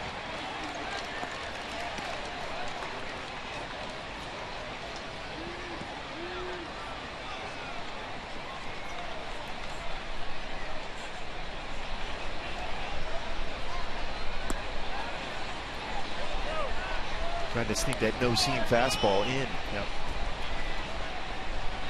It looks like you might have to set up something on speed, whether it's his curveball or changeup.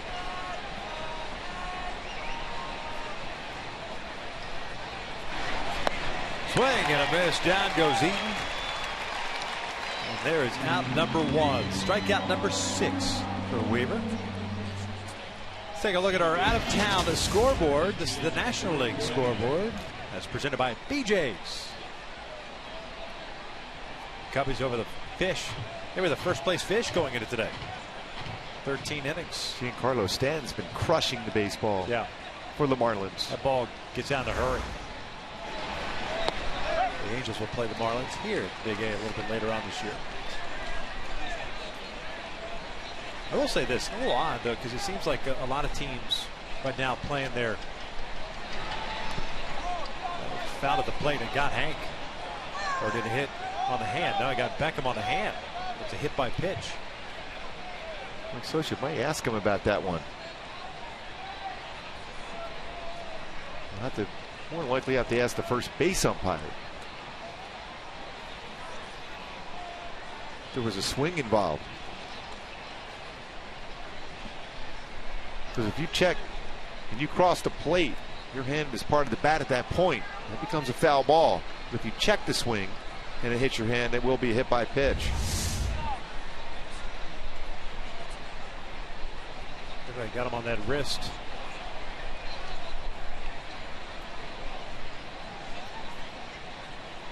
Hank's happy that Mike Scioscia's talking with Greg Gibson, and it's taken him a while. Give him a little breather. Yeah.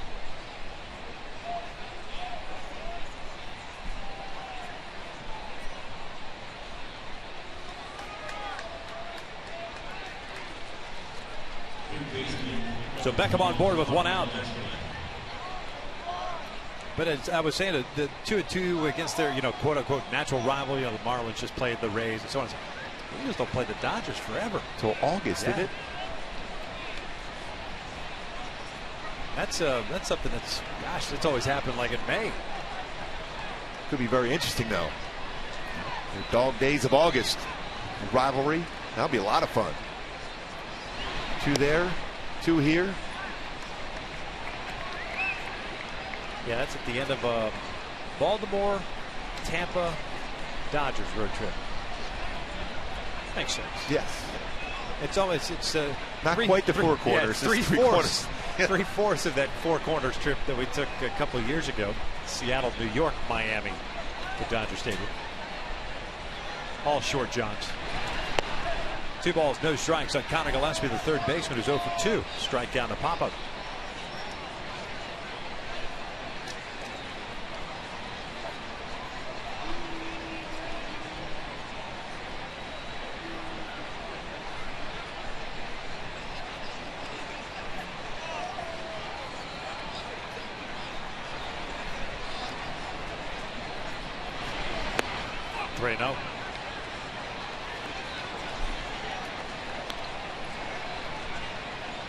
We started the inning off with a strikeout against Eaton.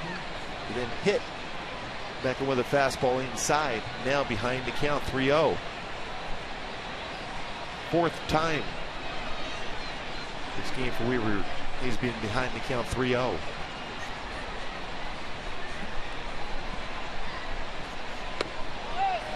A 4-pitch walk after the hit batter. And for Weaver, that's his 4th base on ball.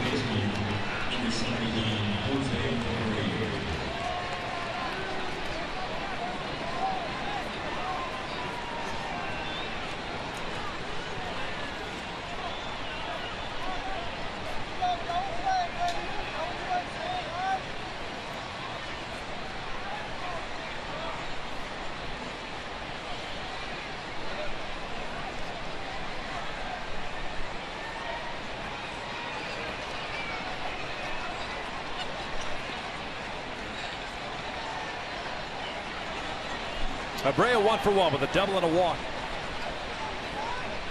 Back in the second, Gillespie at first for the 90th pitch. Off the end of the bat, foul.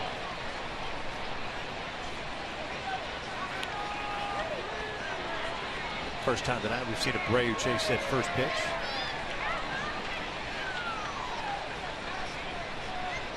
.50 strikes and 40 balls for Jared. Threw 90 pitches in his last start, 6 innings against Oakland. His last start here at home was on May 21st against Houston. Got a no decision.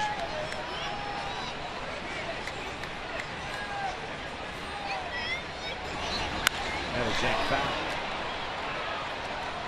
For that fastball, 83 miles an hour.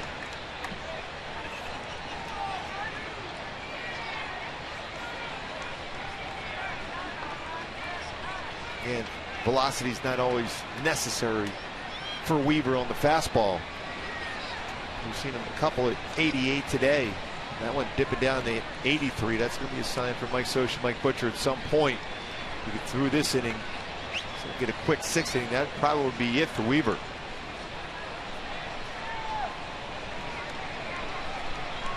Now Conger and Weaver to talk things over.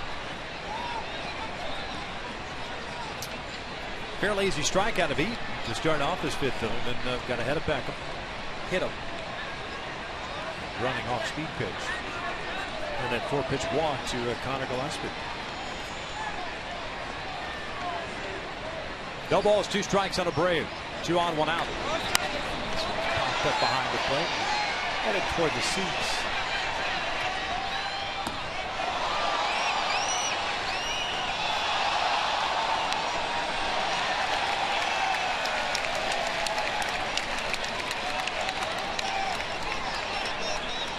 Abreu just does not get cheated with his swings, does he? Especially when it's a fastball.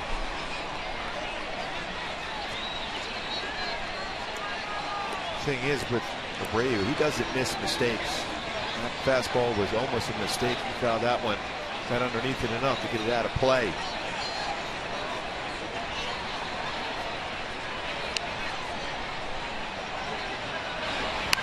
Off speed. This one's heading toward the seats down the first base line. Count remains at 0-2.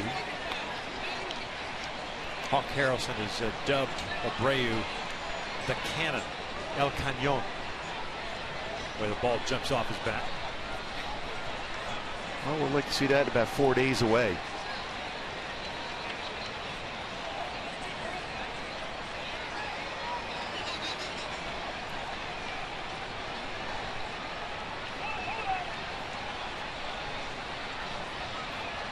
Seven-1 Halos here in the 5th.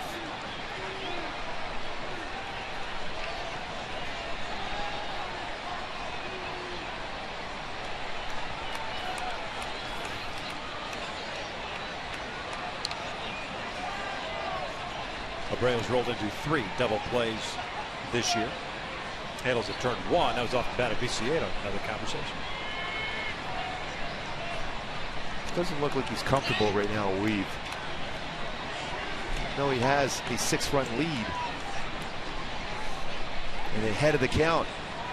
It's a time where you mix in that slider, bounce it on the ground.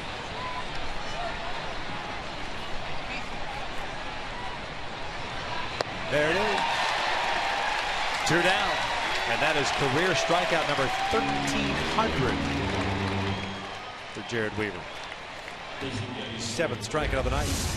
Good hard slider. The rotation of the baseball and the sliders compared to a curveball. The rotation of the seams. Sharper break. Perfect pitch to Abreu to get a swing and miss. Yeah, 'cause if you miss and he doesn't swing at it, you're fine. You're still ahead of the count at 1-2.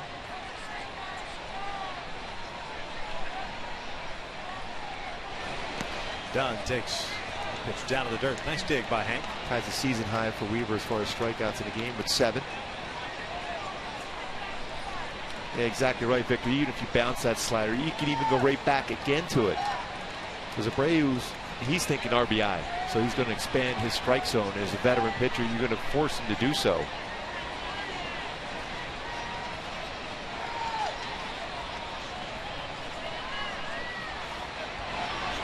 Dunn shoots one through the left side. Overshift was on. Broken bat single will bring in a run. Gillespie ends up at third base, 7-2. Dunn picks up his 25th run batted in.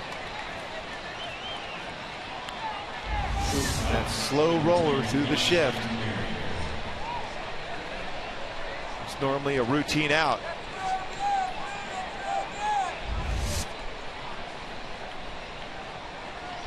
First time Dunn has reached base tonight. He struck out the first 2 times up.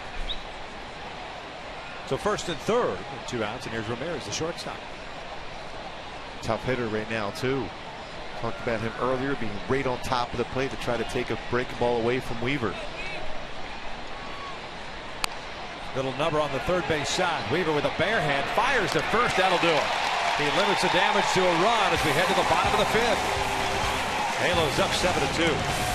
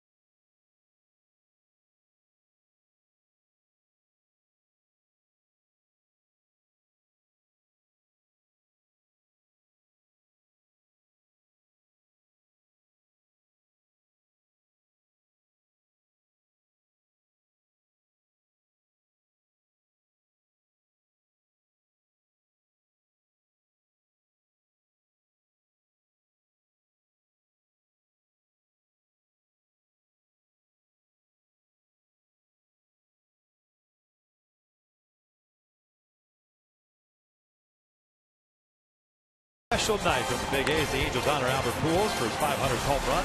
Led the pregame ceremony live during Angels Live at 6:30 p.m. tomorrow night right here on Fox Sports West. Well, that was a lot of fun to be part of. Pujols, Hamilton, and Freese for the Angels here in the 5th.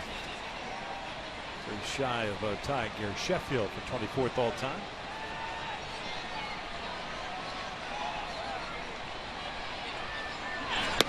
Albert looks at the strike. Scott Carroll back out for this bottom of the 5th inning. He struck out Mike Trout in the 4th.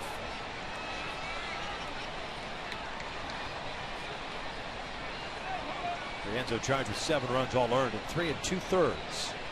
9 hits, including a home run to Calhoun, 2 strikeouts and a walk.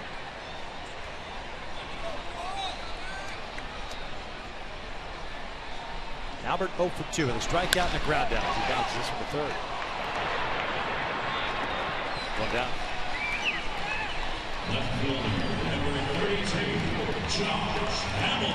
Second traded back, ground ball to 3rd for Pujols.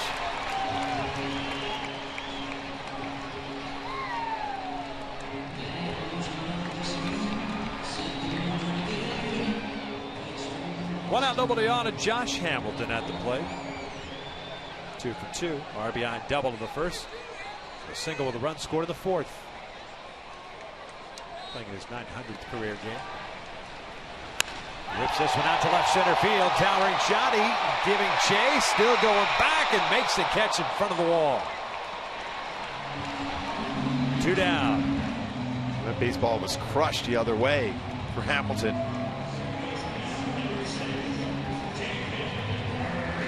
Now 4th game back since being activated off the DL and clearly feeling more than fine. And hitting the ball well the other way, which is a great sign for Hamilton. He has fantastic power to left center field.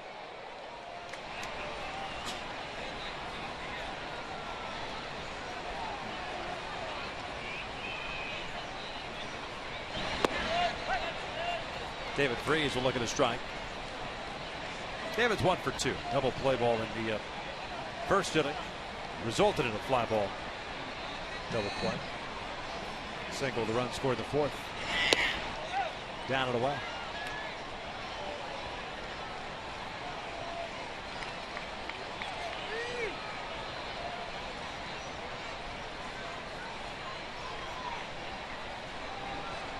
Carroll was being used as a starter at AAA Charlotte this year. 4 starts, 3-1 record.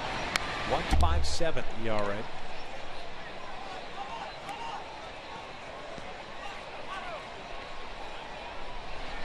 It's been all of last year. Good chunk of it anyway. Double A.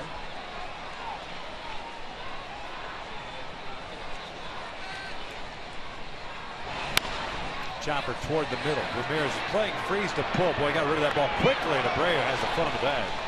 As the Angels go down in order here, the 5th, 5 in the books. It's still 7-2 Angels.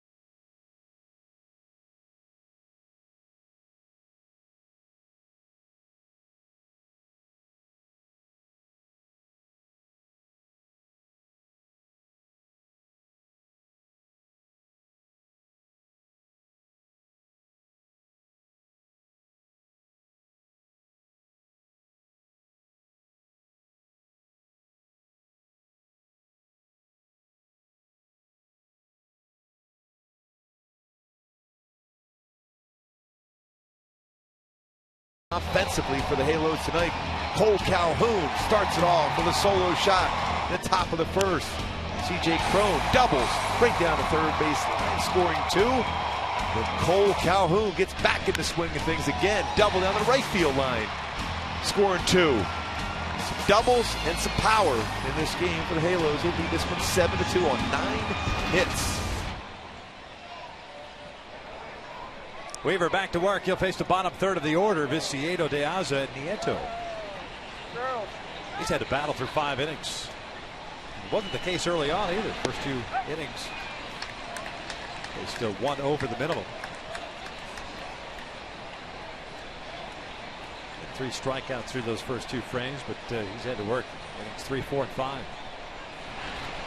Viciedo swinging a miss, 0-2. White Sox right fielders 0 for 2, a fly ball to left and a double play ball in the 4th.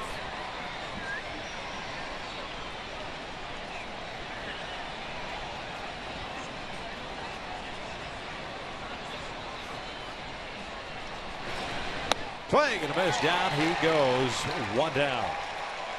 I like seeing that, being aggressive, getting hit 0-2 and finish off the batter upstairs. 4-seam fastball upstairs. Get the hand through the baseball. And a young hitter who likes to hit a fastball but can't catch up to that one upstairs. 8th strikeout. Season high now for Weaver.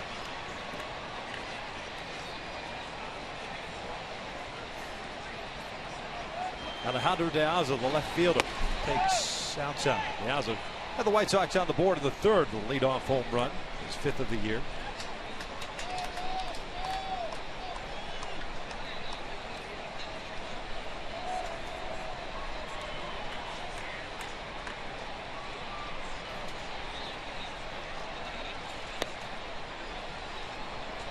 Two balls, no strikes.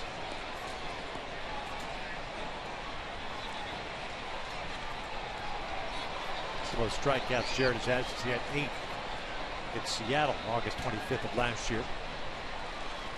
Yeah, he did. 2 balls, 1 strike. Season high last year with 9.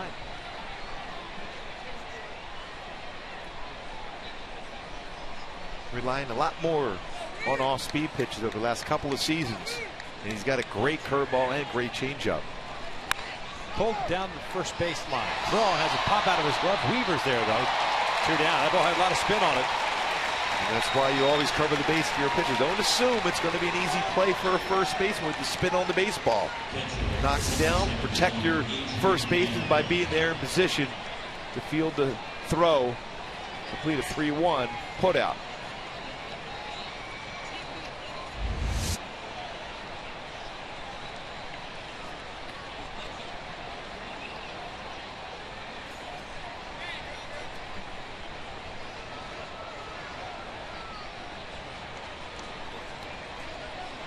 Nieto, the catcher, 9th place hitter, up 1 for 2 with a single and a strikeout.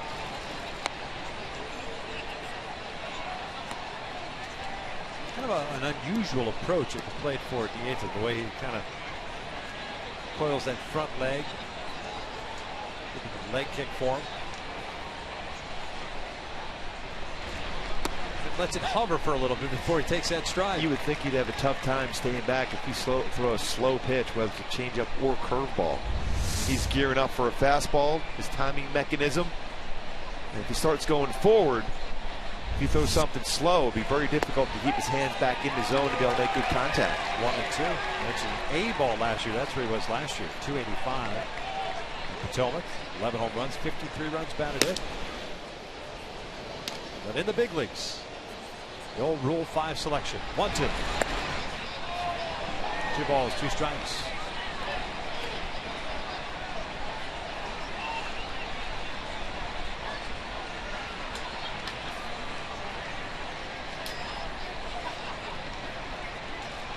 Swing and a miss. Down he goes. A 1-2-3-6 for Jared Weaver. We'll head to the bottom of the inning.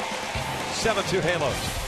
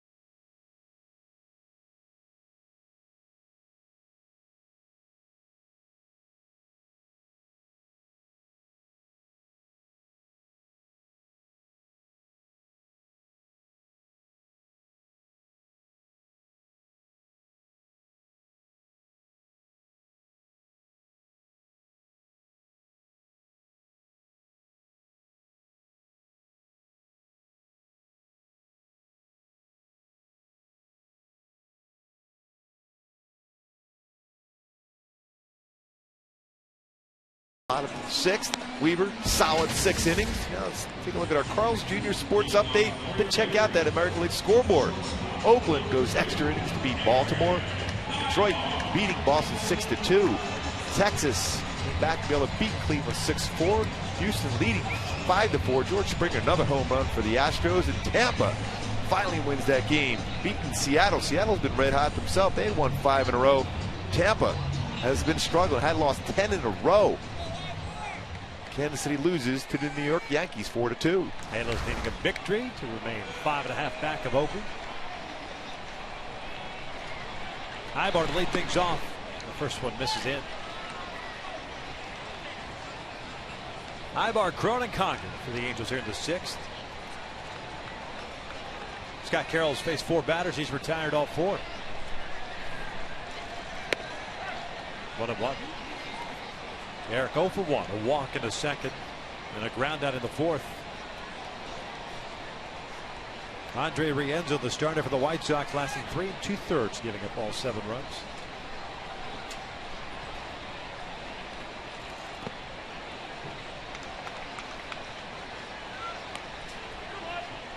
Two balls, 1 strike.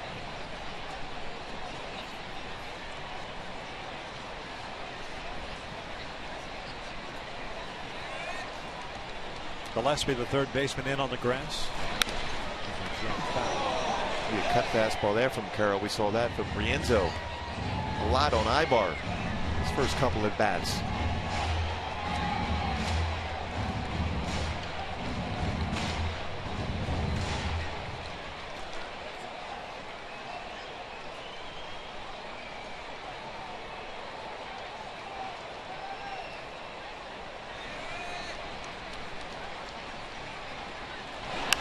Two lifted foul and out of play.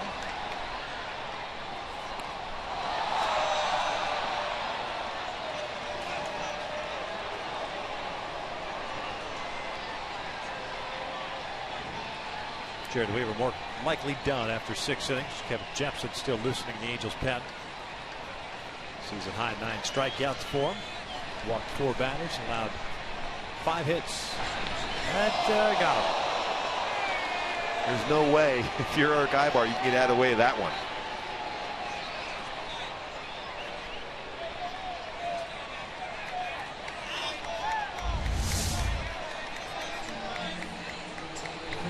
Trying to run that 2-seam fastball to start at the hip and bring it in the inside corner. Ends up hitting it in the calf. Hey, he's feeling pretty good about himself, having missed the first leg. There's no way you're going to avoid getting hit with that pitch, though. Especially when you're trying to stay in it. He threw a cut fastball the pitch before that. He's trying to throw that 2-seamer in. There's C.J. Cron, 1 for 2. 2 RBI double down the third base line. That was the 4th. He eventually scored. Takes a strike. 14 RBIs now for C.J.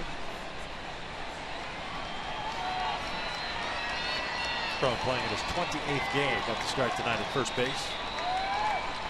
Albert Pujols serving as the DH.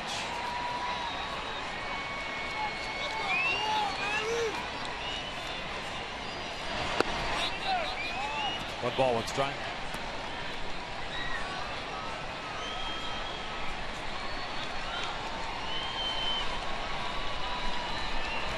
Still learning at the major league level.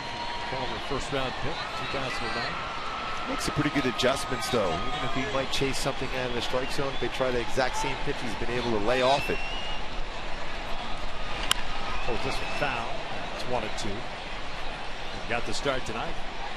Albert was serving as a DH, but that's probably why he got the start at first base. But if Albert was starting at first, well, it's tough to argue with the numbers that CJ continues to put up. Struggles at Raul Ibanez. A couple lefties coming up, especially an extremely tough lefty tomorrow, and Chris Sale.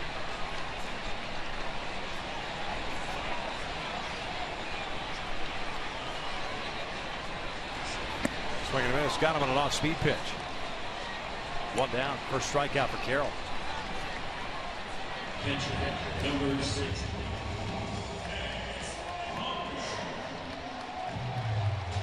All right, folks, the 2014 All-Star Games, July 15th at Target Field in Minneapolis. Be sure to vote Mike Trout, Eric Ibar, Albert Pujols, and the rest of the Angels to this year's Midsummer Classic. For more info and to vote, just log on at angels.com.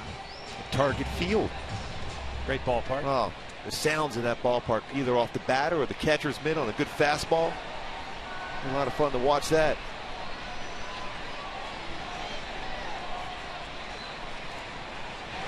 Still think they should move the Futures game to Monday, so that you have that whole week. Futures game, the Derby, the game itself. That Futures game is fun to see. When did they have the skills competition? Didn't they have a skills competition there for a little bit? Oh, yeah. I remember seeing accuracy, that. The running one. I remember seeing that. That's been a while. They even did it here in '89, the All-Star game. Pull to Abreu, who fires to Ramirez for one. Back to first, and that's the 3-6-3 twin killer. We're through 6 here at the Big A. The Angels maintaining a 7-2 lead.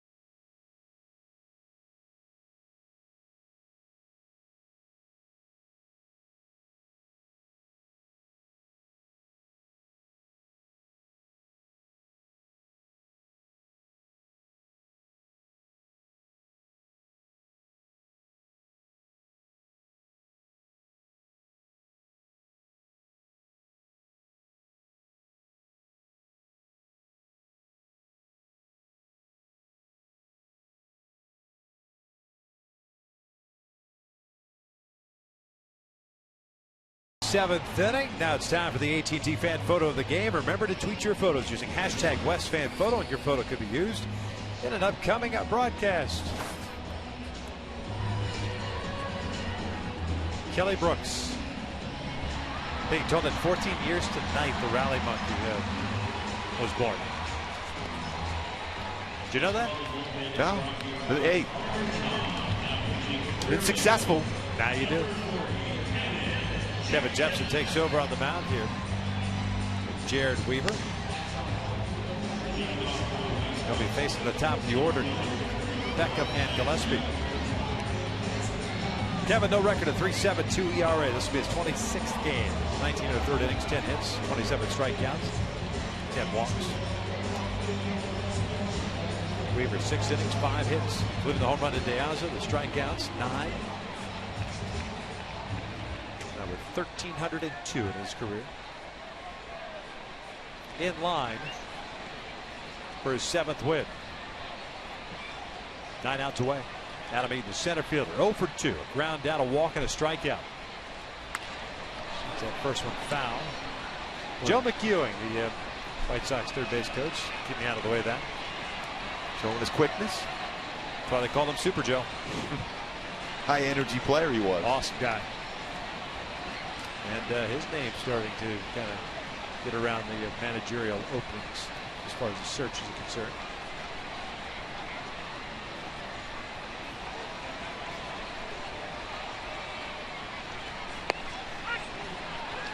No balls, 2 strikes.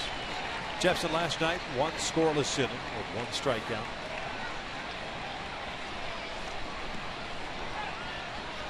Weaver had a battle out there today. But yep. Again, there's a reason why he's been a 20-game winner. He's thrown a no-hitter in his career. He finds ways to get outs. Breaking ball in the dirt. It's 1 ball, 2 strikes. He did, and he kind of finished exactly the way it started. A 1-2-3 inning, including a couple of strikeouts. He certainly had some energy on the mound. He was pretty animated, which you'd like to see out of your ace of your staff, trying to will his team into position to win a game after a tough road trip.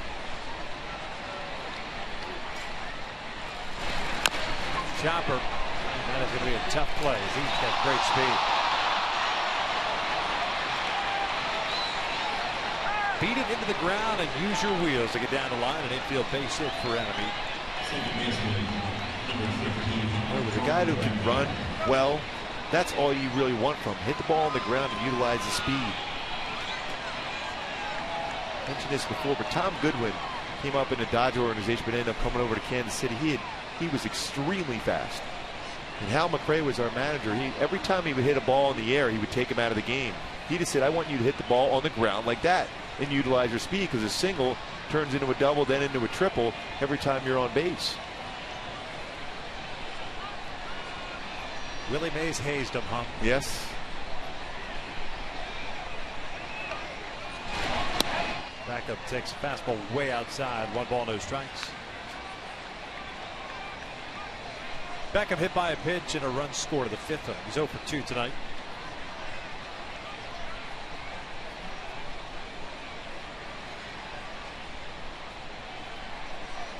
Base hit by Eden, the 6th for Chicago.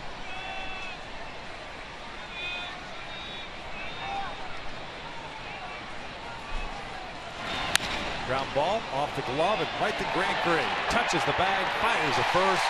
Double play.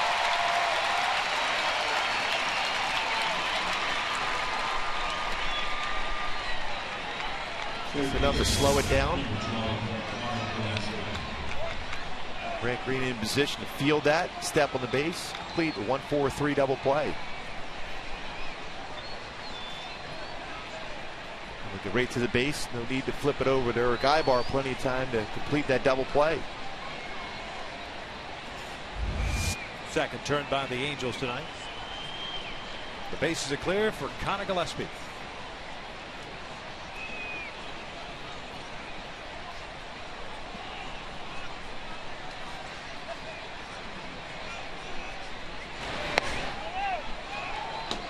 Gillespie, the third baseman, a strikeout, a pop-up, and a walk.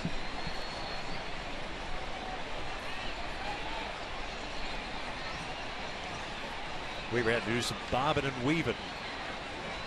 A couple of innings there. Nursing a 1-run lead before the Angels hung a 5 spot on the White Sox in the 4th.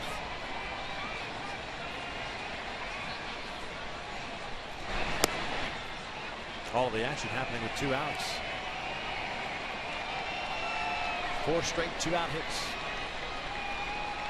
Big fastball he threw to Adam Dunn to get him looking in the 3rd inning was a big pitch for him.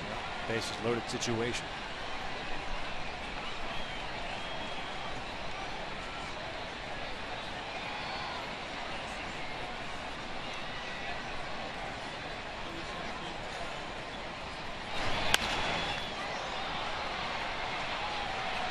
Two balls, 1 strike. The Angels in the bottom of the 7th inning have Green, Calhoun, and Trout coming up. Scott Carroll has done a nice job for Robert Ventura, kind of calming things down. He's faced the minimum 7 batters. Struck out Trout, but he came in with 2 outs in the 4th. Retired the sign in order in the 5th, and faced a minimum 3, courtesy of a double play ball that Conacher hit into. That's a good pitch at 96. What are you doing with that pitch? I mean, unless you're looking for that pitch and you're a low ball hitter. And all you can do is really basically foul that one off. Unless you're diving out over the plate and trying to punch that right down the 3rd base line. But under control mechanics here we've seen from Kevin Jepson in his last number of appearances.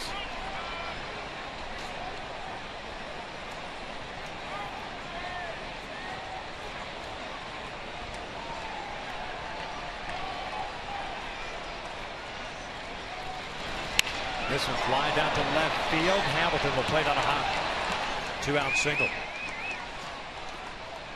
It'll bring up a Brave. It's a little bit elevated for Jepson.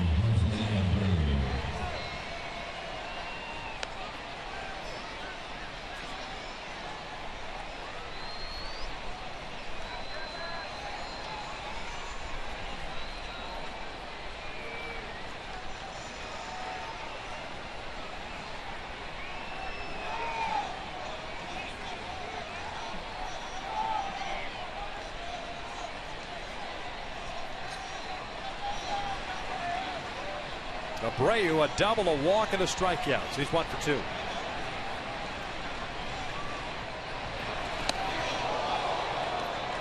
That's a changeup from Jepson. Dropped his elbow, forcing that pitch to be elevated.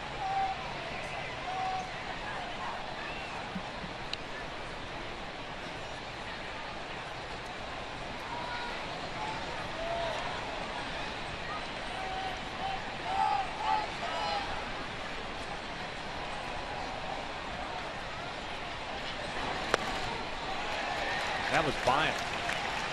1 ball, 1 strike. Still a product of a changeup the pitch before, even though it wasn't located well. It was 85 miles an hour. Then you follow up with a 96-mile-an-hour fastball. You're going to have that type of swing.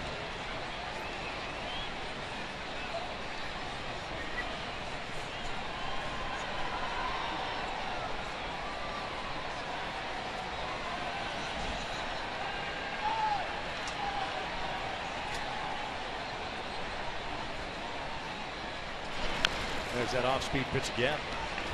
Had him out in front. That's a good one there from Jepson. Nice recovery from that first one he threw where he overthrew it. Kind of a very good go-to pitch for him. Go along with his fastball, and his slider's been better. And now he has 3 pitches to go to instead of just that 1 fastball.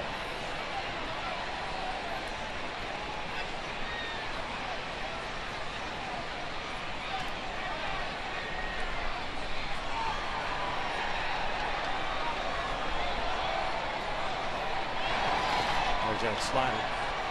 Gillespie thought about advancing, but he stays at first base. 2 balls, 2 strikes.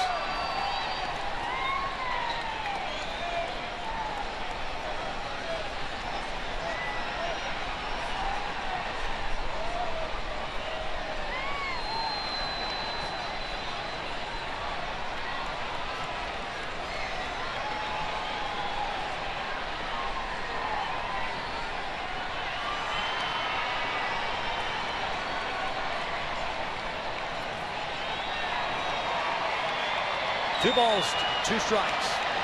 2 outs and a man at first. 7-2 Angels. Top of the 7th.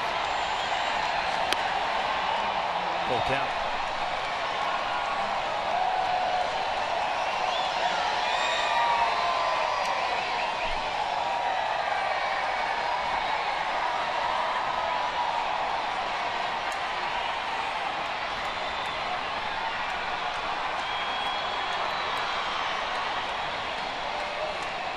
Gillespie's going to be on the move from first base.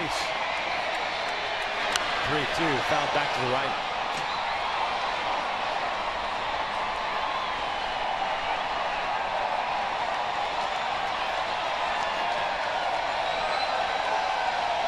We'll reset and do it again.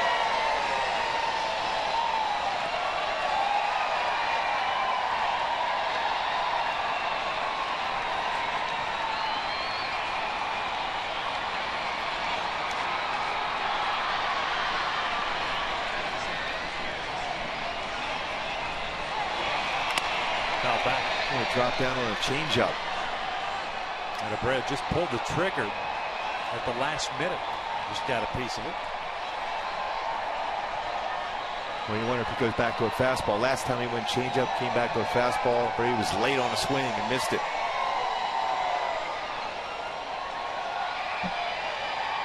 But he's got to be looking fastball here now. You could still go back to a changeup again.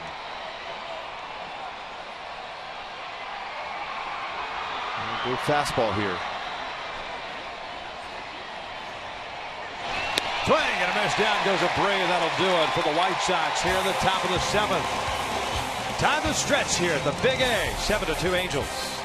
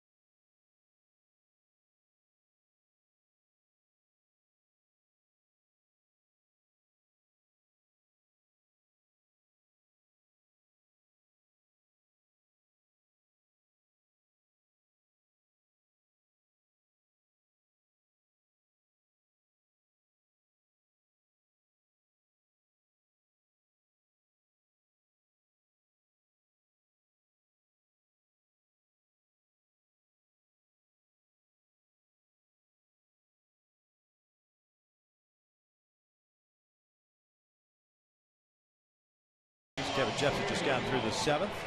Take a look at our Honda upcoming schedule. Rest of the series, 2 games against the White Sox Saturday and Sunday. Remember, tomorrow it's a 7:05 start, first pitch, not a 6:05. 7:05 tomorrow. 6:30 Angels live. Chris Sale going up against Matt Shoemaker. And of course on Sunday, 12:35 start. Quintana against Wilson. Back-to-back lefties the Angels will face. Chris Sale is having a fantastic season. 5-0, 1.59 ERA. Opponent's batting average against Chris Sale so far, 126. We'll see a lot of right-handed batters in that lineup tomorrow.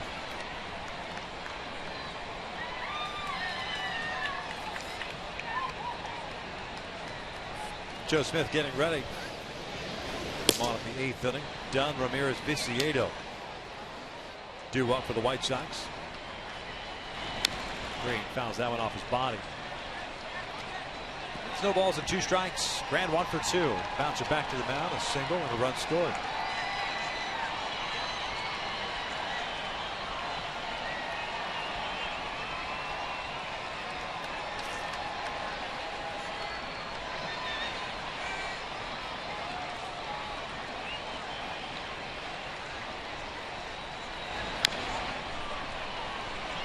Greg Green has hit safely in 16 of his 17 starts this year.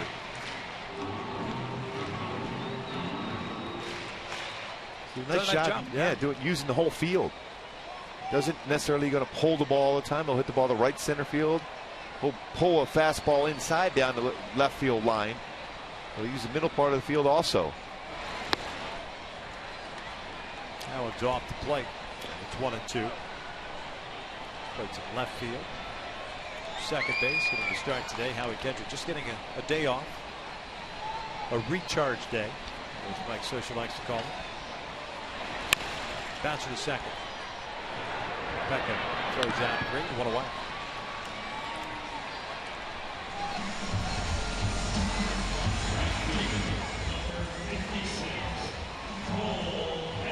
So back to the top of the order now. Cole Calhoun. He's had a 2-hit game with a home run. Double, 3 runs batted in.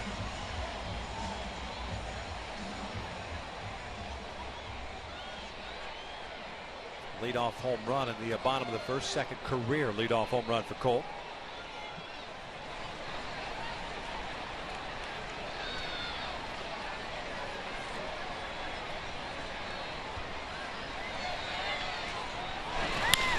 Bouncer to Beckham. 2 down.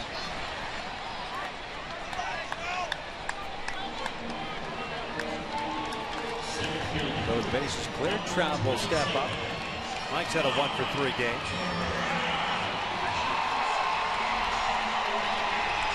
Oakland won tonight in extra innings over the Orioles. Seattle lost, got shut out. Texas won. Now 4 teams over 500 within the AL West. Yeah. Astros hung on. They had a 5-0 lead at one point. They're playing some pretty good baseball. Saw them down there in Houston the last couple of days. Swinging the bats. They have some good young players. If they can pitch, they pitch much better, especially out of their bullpen.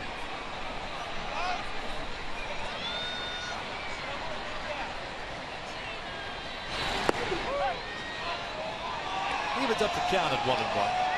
It's the second time that Trout has faced Carroll. Was the first guy that he faced in that 4th inning with 2 outs. The man in scoring position struck him out looking. Trout didn't like the call. Let Greg Gibson know about it.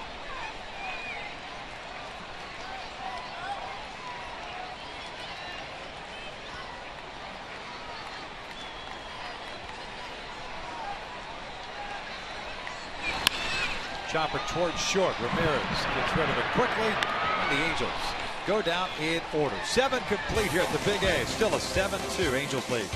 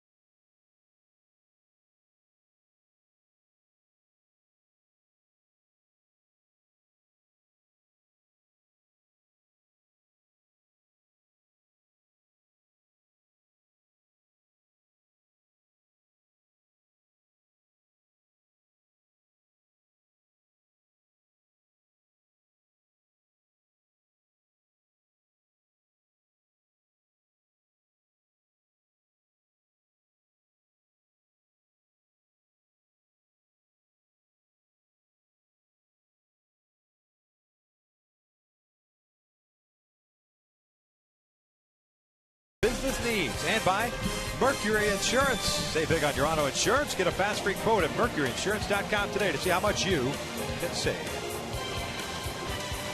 7-2. Angels on top as we begin the 8th inning.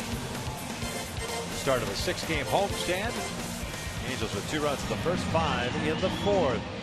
Mike Scioscia handed the ball off to Joe Smith after Kevin Jepson threw a scoreless 7th. 25th game, 2-0 record at 3.04 earned run average. Joe gave up some runs, inherited runs, his last outing against the Astros. This will be his 34th career game against the White Sox. 2-1 with an ERA 1.99.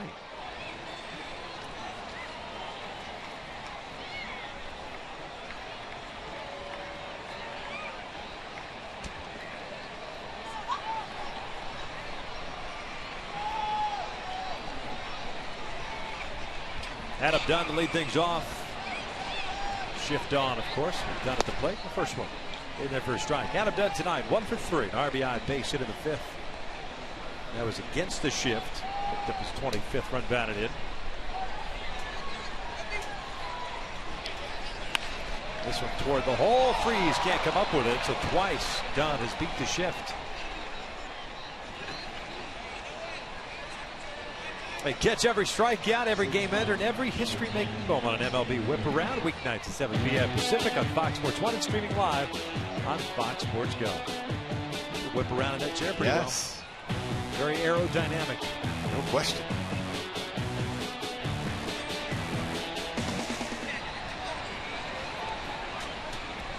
Here's Romero as the shortstop. 1 for 3 games, single back in the 4th.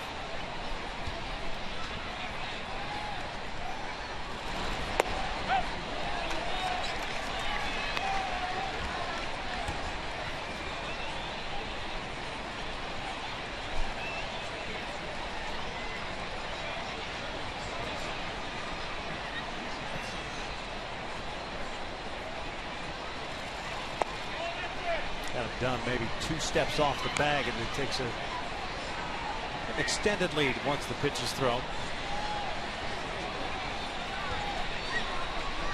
Big donkey's not going anywhere.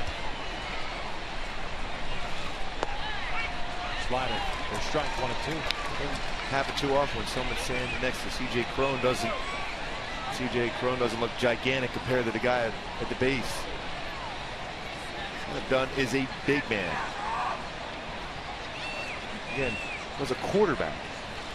Big sinker, and it's fouled off 1 and 2. Can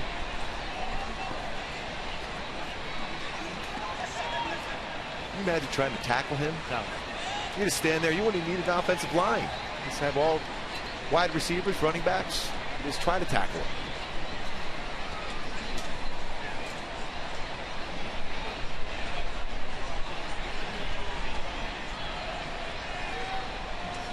Imagine him getting cheered out by the quarterback's coach. Sir, we don't really like that play, sir. Well, he plays the yeah. Excuse me, Mr. Adam. Hate to bother you, but the way you ran that last play. I'll give it a thought. Okay, that's good. That's all I need.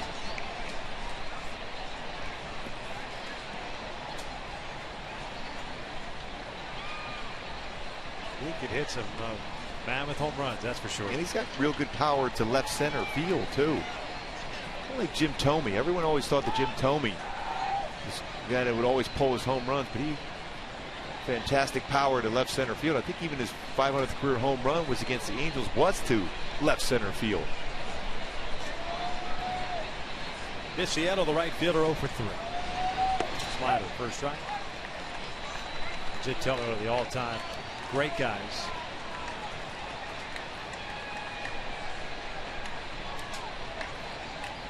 No brainer, surefire Hall of Fame. No question.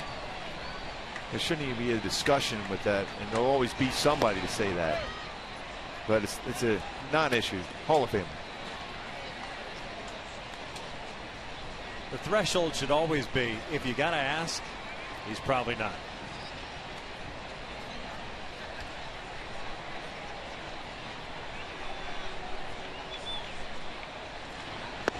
What a good pitch. Down and in. All you can do if you make contact is pull that one foul or off your foot. I was just going to say, the White Sox have another great guy who's not playing a whole lot now, Paul Konerko.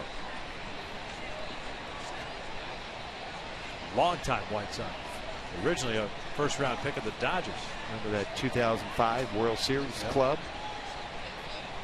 Yeah, he's one of the all-time greats himself. Down goes Viciedo. 2 down. Well, Hawk Harrelson was telling us before the game that Konerko's having a great time this season being around all the younger players. Not playing as much as normal. And running that two-seamer in. Back-to-back pitches, a non-committed real swing there for Viciedo on a swing and miss.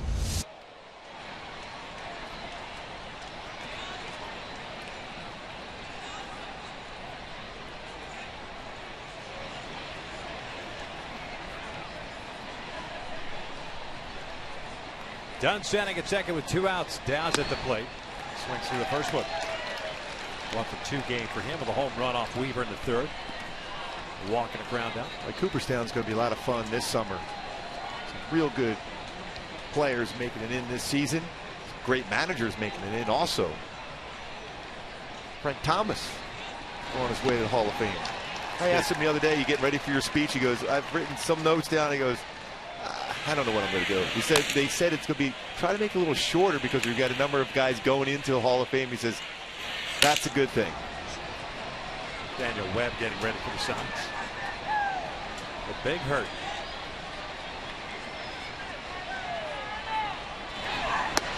Along with Bobby Cox, Tony La Russa, Joe Torre, Tom Glavine, Greg Maddux. Not a bad Hall of Fame class. Oh, that's a great class. Backdoor breaking ball missing outside. 2-2.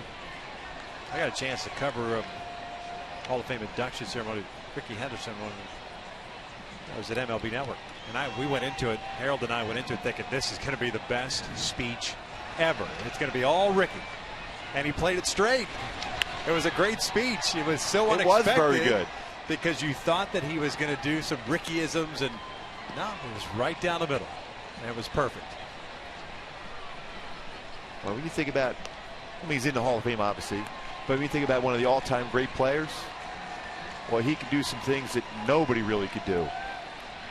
The speed, the threat of a stolen base, and the ability to hit the ball out of the ballpark. Look about disrupting the game. Slowing down the game because you have to throw over the first base a million times.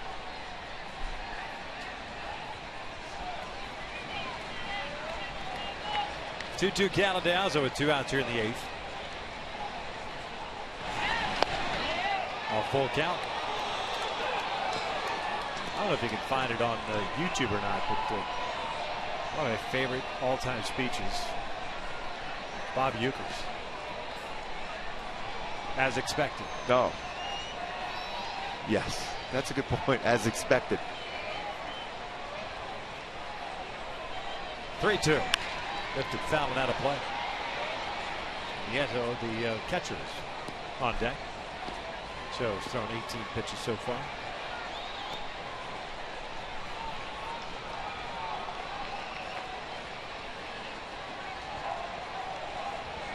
$38,521 tonight for Jared Weaver Gnome Night and Jared Weaver's pitching performance.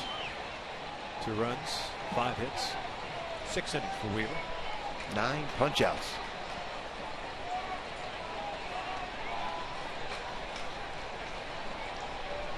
Dunn with a leadoff base hit, stands at second.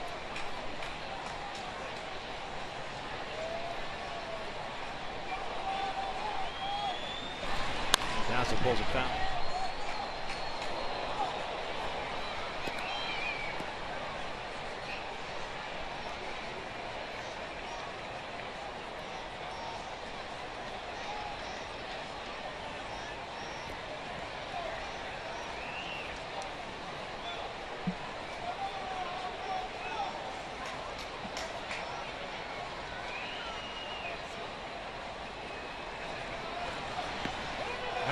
got him on the foot, it looked like.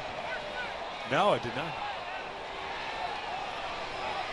Oh, they were asking on the appeal. It did get him on the foot. So Dunn gets back to second base. Dunn was on his way to third. Yeah, you can, if he gets hit on the foot, but if he swings, it still counts as a strikeout. That was the discussion. Did not go and off the foot.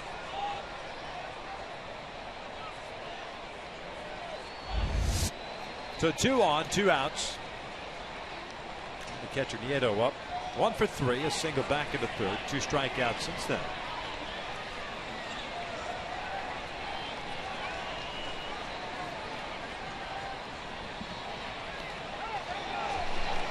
And that's a hit batter.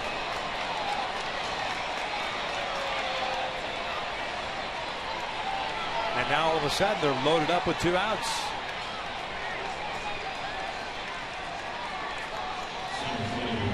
Of course, Mike Butcher glad to talk to Joe Smith. Overthrown slider. And off the knee, just above the knee.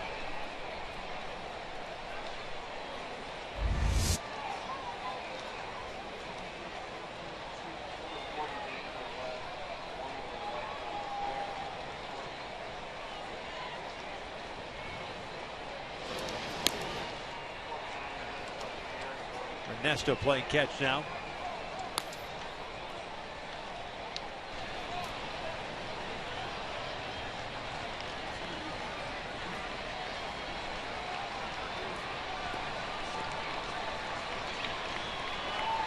No place to put him now. Down at third, De Aza at second, and Nieto at first base. Top of the order, Adam Eaton. And that one almost hits him.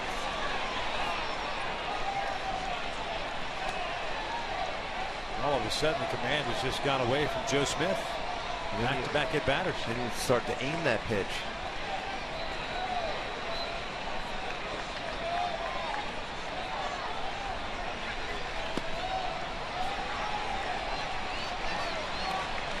Two balls and no strikes. They gave him the base hit to Dunn. Ramirez, a little bouncer back to the mound. The strikeout of Viciedo on some nasty pitches. Just could not finish off De Aza before he hit him on a 3-2 pitch. The first one in Nieto got him on the knee. 2-0. Strike. Picks up and off. You just trust that sink on the fastball. See if you get a ground ball at an infielder. A little force out at every base.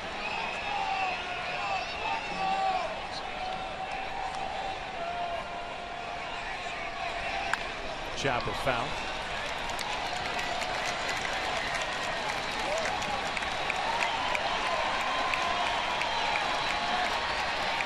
Two runs, 8 hits, 8 left on for the Sox.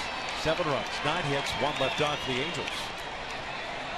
Orioles in the 8th will have Pujols, Hamilton, and Freese coming up. Figure that Webb will come into this ball game. He continues to warm up in the pen.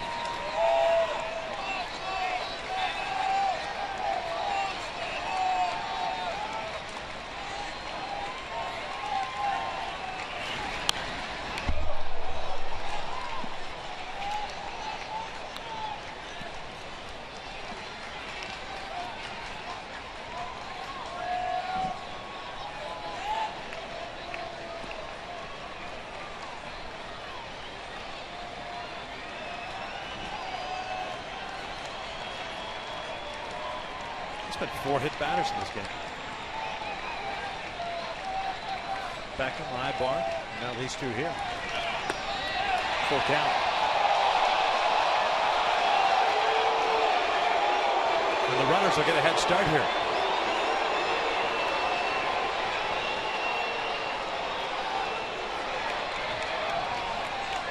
.27 pitches thrown by Joe here in the 8th inning. Just trying to get that 3rd and final out. Eaton 1 for 3 tonight. 3-2, and this is looped over to first. Crones got it. That'll do it. A struggle for Joe Smith, but he gets out of it. We'll head to the bottom of the 8th. 7-2 Angels.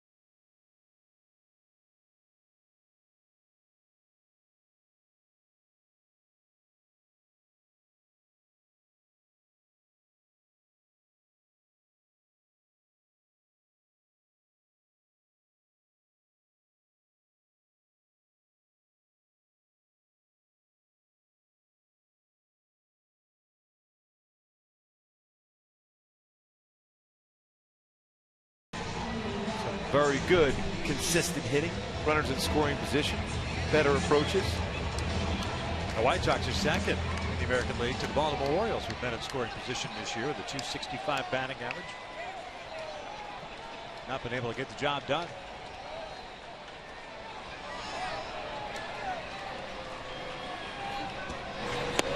Albert looks at the strike. Carroll's still in the game.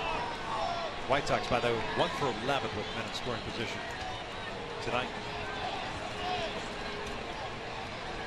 Albert 0 for 3. More importantly, now 5 for his last 41.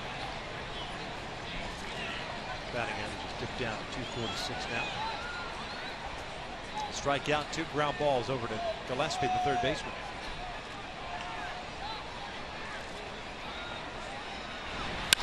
This one's hit well out to deep left field. Going back on it is De Aza. There you go. 8-2.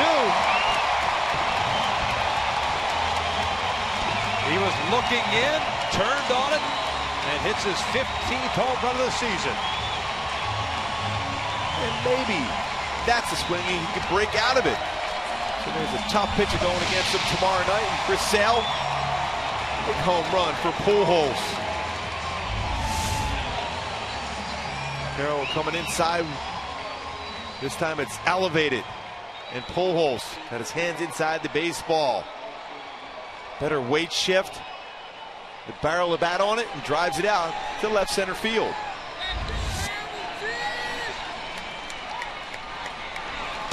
Hamilton swings through the first one. It's 0-1. Those are the pitches you are supposed to pull when they make that mistake. That's what he was doing quite a bit. 507th home run when the season first started, the first 5-6 weeks of the year. That's his first home run since May 26th. Calhoun with a home run. Pujols with a home run today. Taylor's with 65 now in the season. 2 balls and a strike. That's the first hit that Carroll has allowed in his 3 1/3.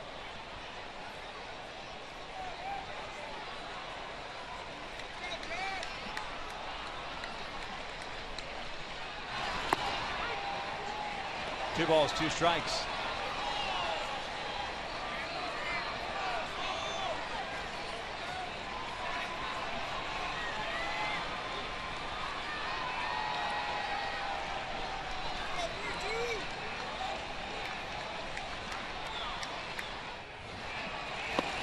And Hamilton goes down swinging for the first out.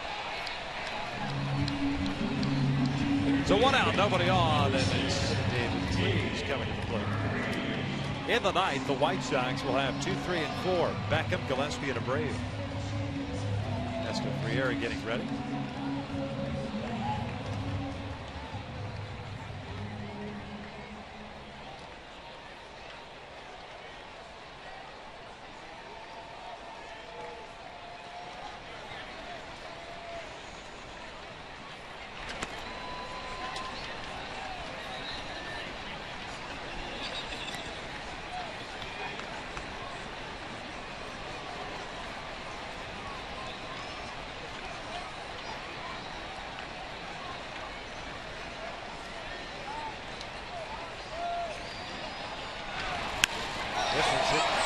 Center field. Makes a catch. 2 down. 1-4 game for Freese. Stepping out of the scoreboard, Atlanta beating Arizona. Like Kimbrel with the save for Atlanta. He now passes John Smoltz on the all-time list for saves for the Atlanta Braves with 155 now. Talk about a guy that can throw the ball firm. Rushed up there 97 to 99.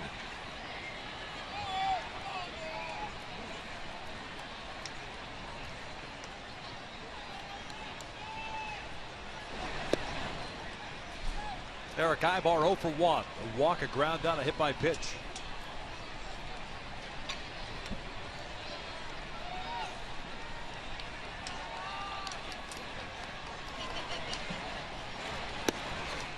This is way inside.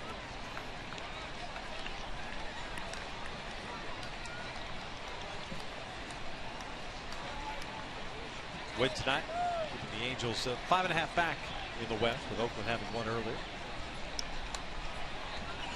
Looking for the 32nd win. Started that 10-game road trip.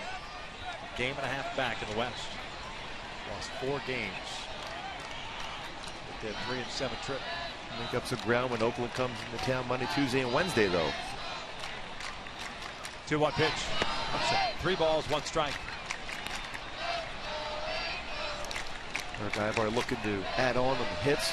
The only batter in the lineup tonight for Mike Scioscia's club without a hit. He does have a walk, though. Off-speed pitch. Out in front.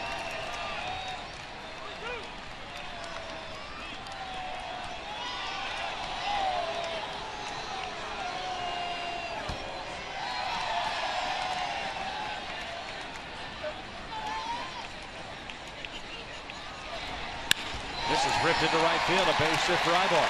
And a fastball that was up. So he joins the hit parade. Talk about having the need for a balanced lineup. Certainly got that tonight from the Halos. 11 hits in the game. Jump on a high pitch. Drives into the right center field for a base hit.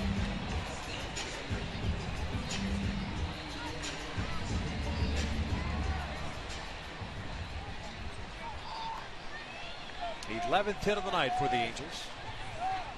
Saves an at-bat or plate appearance for C.J. Cron, who's 1 for 3. 2 RBI double for Cron. Took a 2-1 lead and made it 4-1 with that double.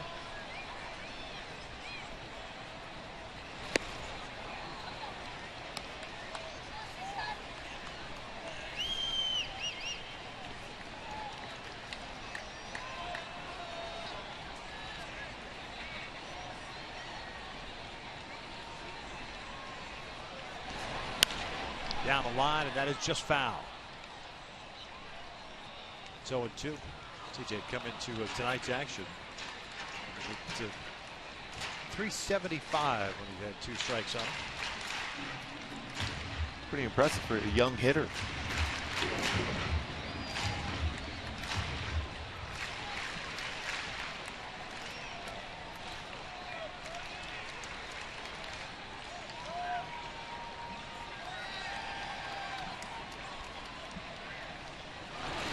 Lays off the breaking ball. It's 1 ball, 2 strikes. 2 runs in the first for the Angels. Chicago got run back in the 3rd. 5 in the 4th and 1 here in the 8th. A leadoff home run by Albert Pujols. 15th home run of the year. 507th of his career.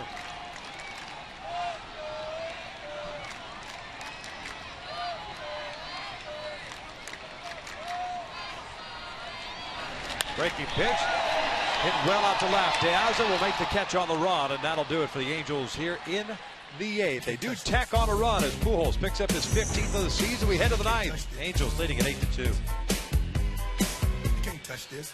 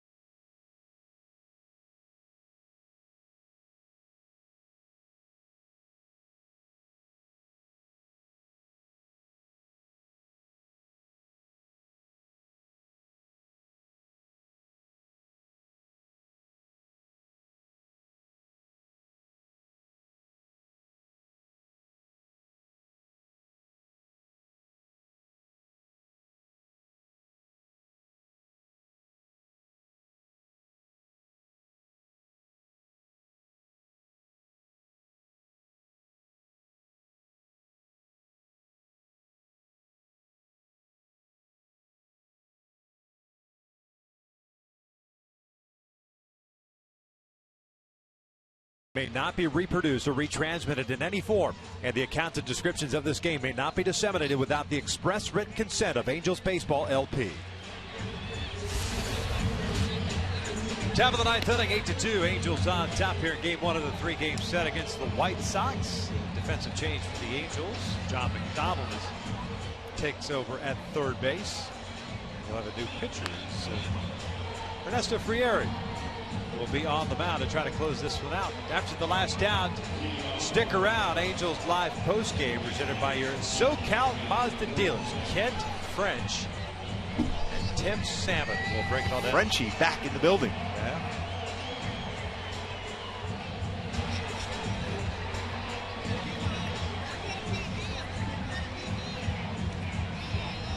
Two, 3, and 4 against Frieri here tonight. Beckham, Gillespie, and Abreu. Ernesto pitching in his 26th game. 0-3, marking a 4.13 ERA.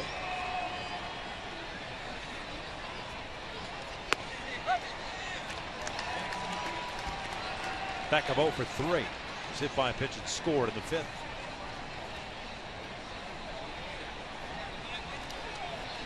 Jared Weaver 6 innings, Jepson and Smith 1, and now Frieri here for the ninth. 1-1.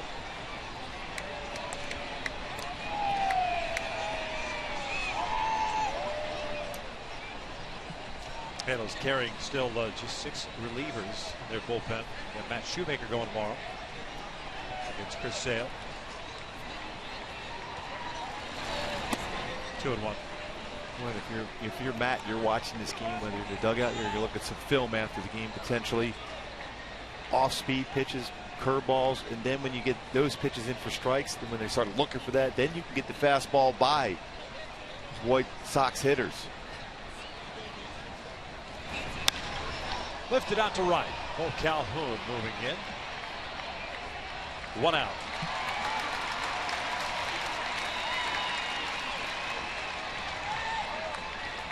So they'll bring up Gillespie, the third baseman.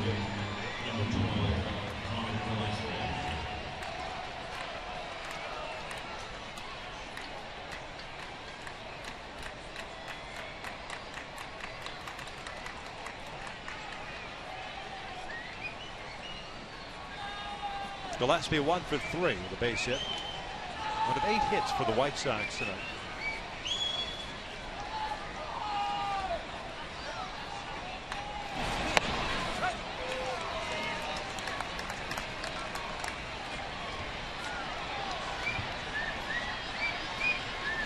This would be the Angels' 16th win at home. 16-13 would be their record if the score holds. Starting to play better baseball. We saw that last long homestand going 7-3.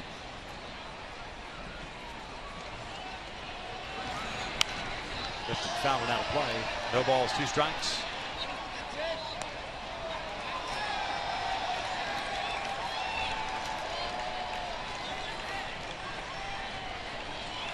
Well, they limited Abreu. A big bat in the middle part of the order tonight. So just a double, which should have been an out. That's the ball that Greg Green was under, but they perhaps heard the footsteps of Cole Calhoun and it dropped in for a double.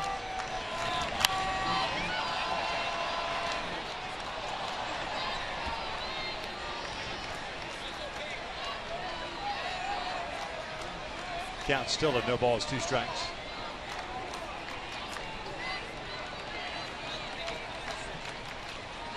Abreu on deck.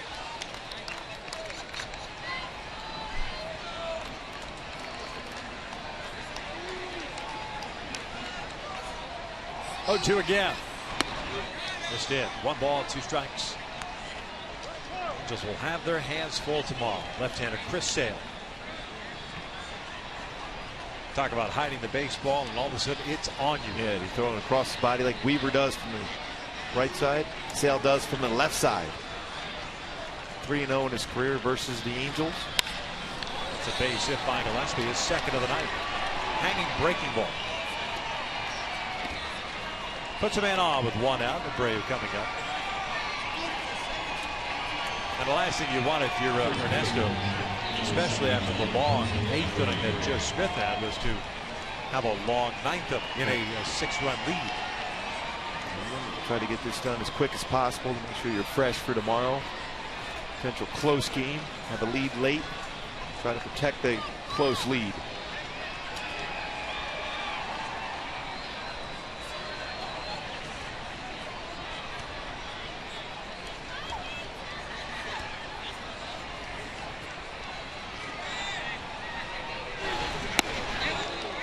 Through that first pitch fastball. Abreu 1 for 3 with that double and a walk. Struck out the other 2 times.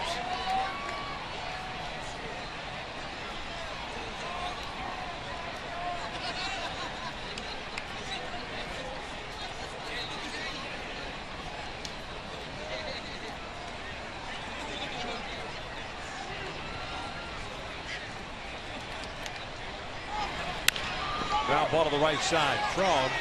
Will flip it to Friera. 2 down. They're working to turn 2.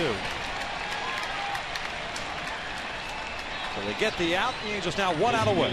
Take the first game against the White Sox. In the 9th inning, you're just looking for outs, and it didn't look like C.J. Cron had a clear path to make the throw to second base. Instead, takes the easy one at first. Wise decision.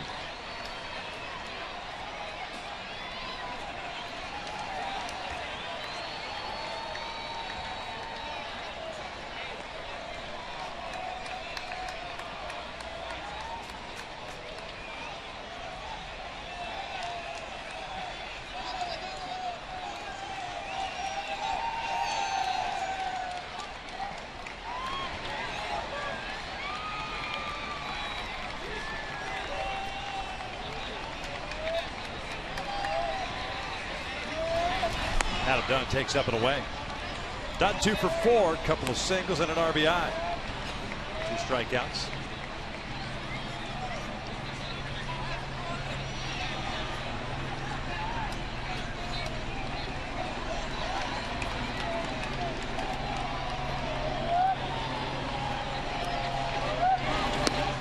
Two and 0. 13 pitches thrown by Ernesto. 8 strikes, 5 balls. John McDonald at the shortstop position with the 3 infielders on the right side.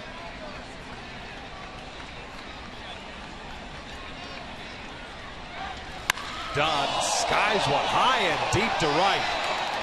A 2-run shot. It is 8-4.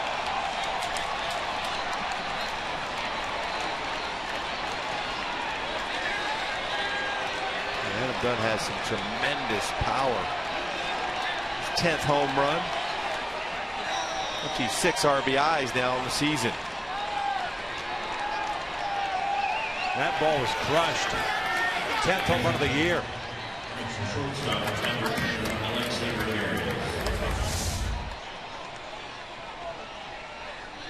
Boy, fastball elevate middle of the plate. Boy, and the elevation he got on that swing too. A long way out. Alexi Ramirez looks at a strike.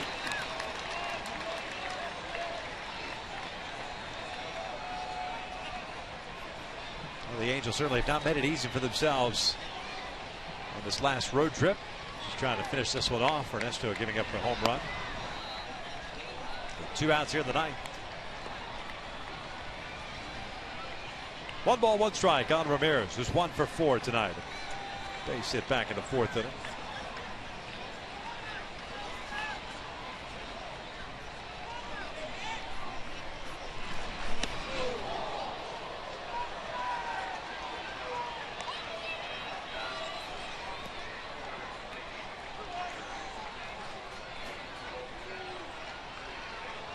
For Adam Dunn, that was his 450th career home run.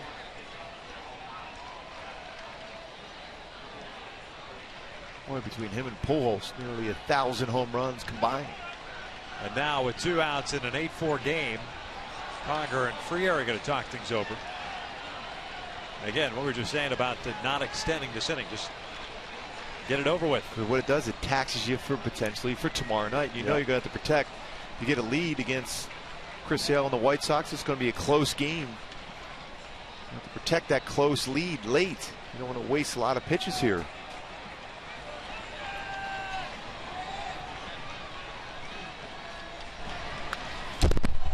Two and two.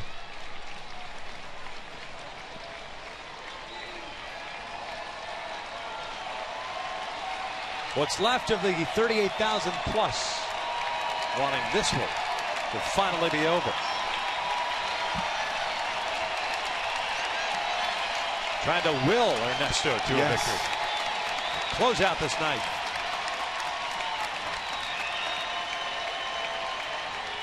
Two now. Ground ball toward third. McDonald knocks it down, and Ramirez will reach.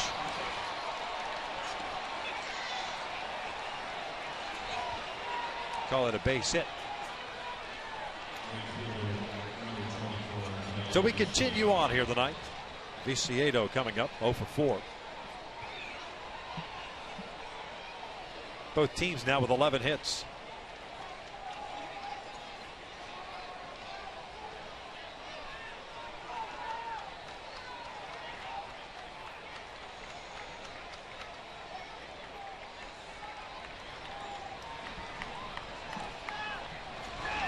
Fly to left, double play ball, and 2 strikeouts.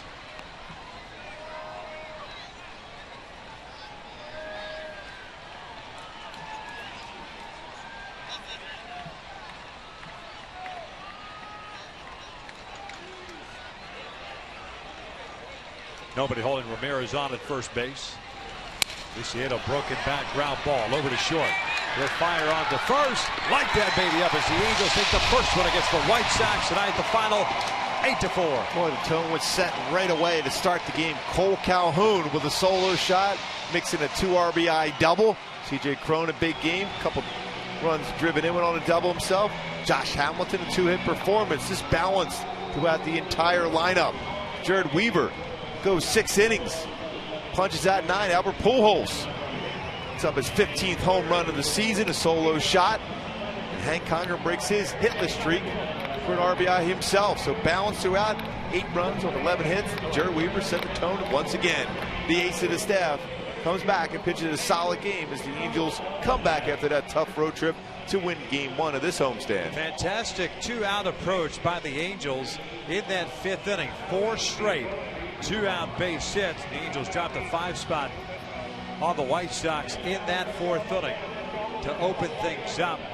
White Sox did battle back, but the Angels pick up the victory. 8-4 the final. Let's go down to Jose Mota. Thanks, Victor. Josh, welcome back to your home field, and certainly how fun is it for you to be able to come back and produce immediately? It's a good feeling, especially to be at home. Fans have been great, so we just want to come out and do what we can. You've been on the other side, too. When you score early for your ace, what kind of confidence does that build into him with Jared Weaver on the mound? Yeah, I mean, anytime you want to start hot, I mean, you know, runs in the early ball game, they mean a lot at the end. So we've settled down, did a good job, and fought hard tonight. Seems like you get into the flow very quickly with your swing and seeing the ball and working at bats. What has been the key for that? When I can not do it and control myself and not swing at every pitch, sometimes it's hard. And in terms of the team and the way they were playing, especially today, 2-out base hits as a confidence booster to what you guys went through this road trip, how much does it mean? Yeah, it means a lot. I mean, you know, 2-out hits are big. They help win ball games. So we want to do more of that, and the guys on the mound get the job done. Thank you very much. By the way, you stay dry. Thank you, Josh. And the Angels win this one after a tough road trip. Angels Live, presented by your SoCal Mazda dealers, coming right up. It'll be Ken French, Tim Salmon. Alex Curry will also join us right after this.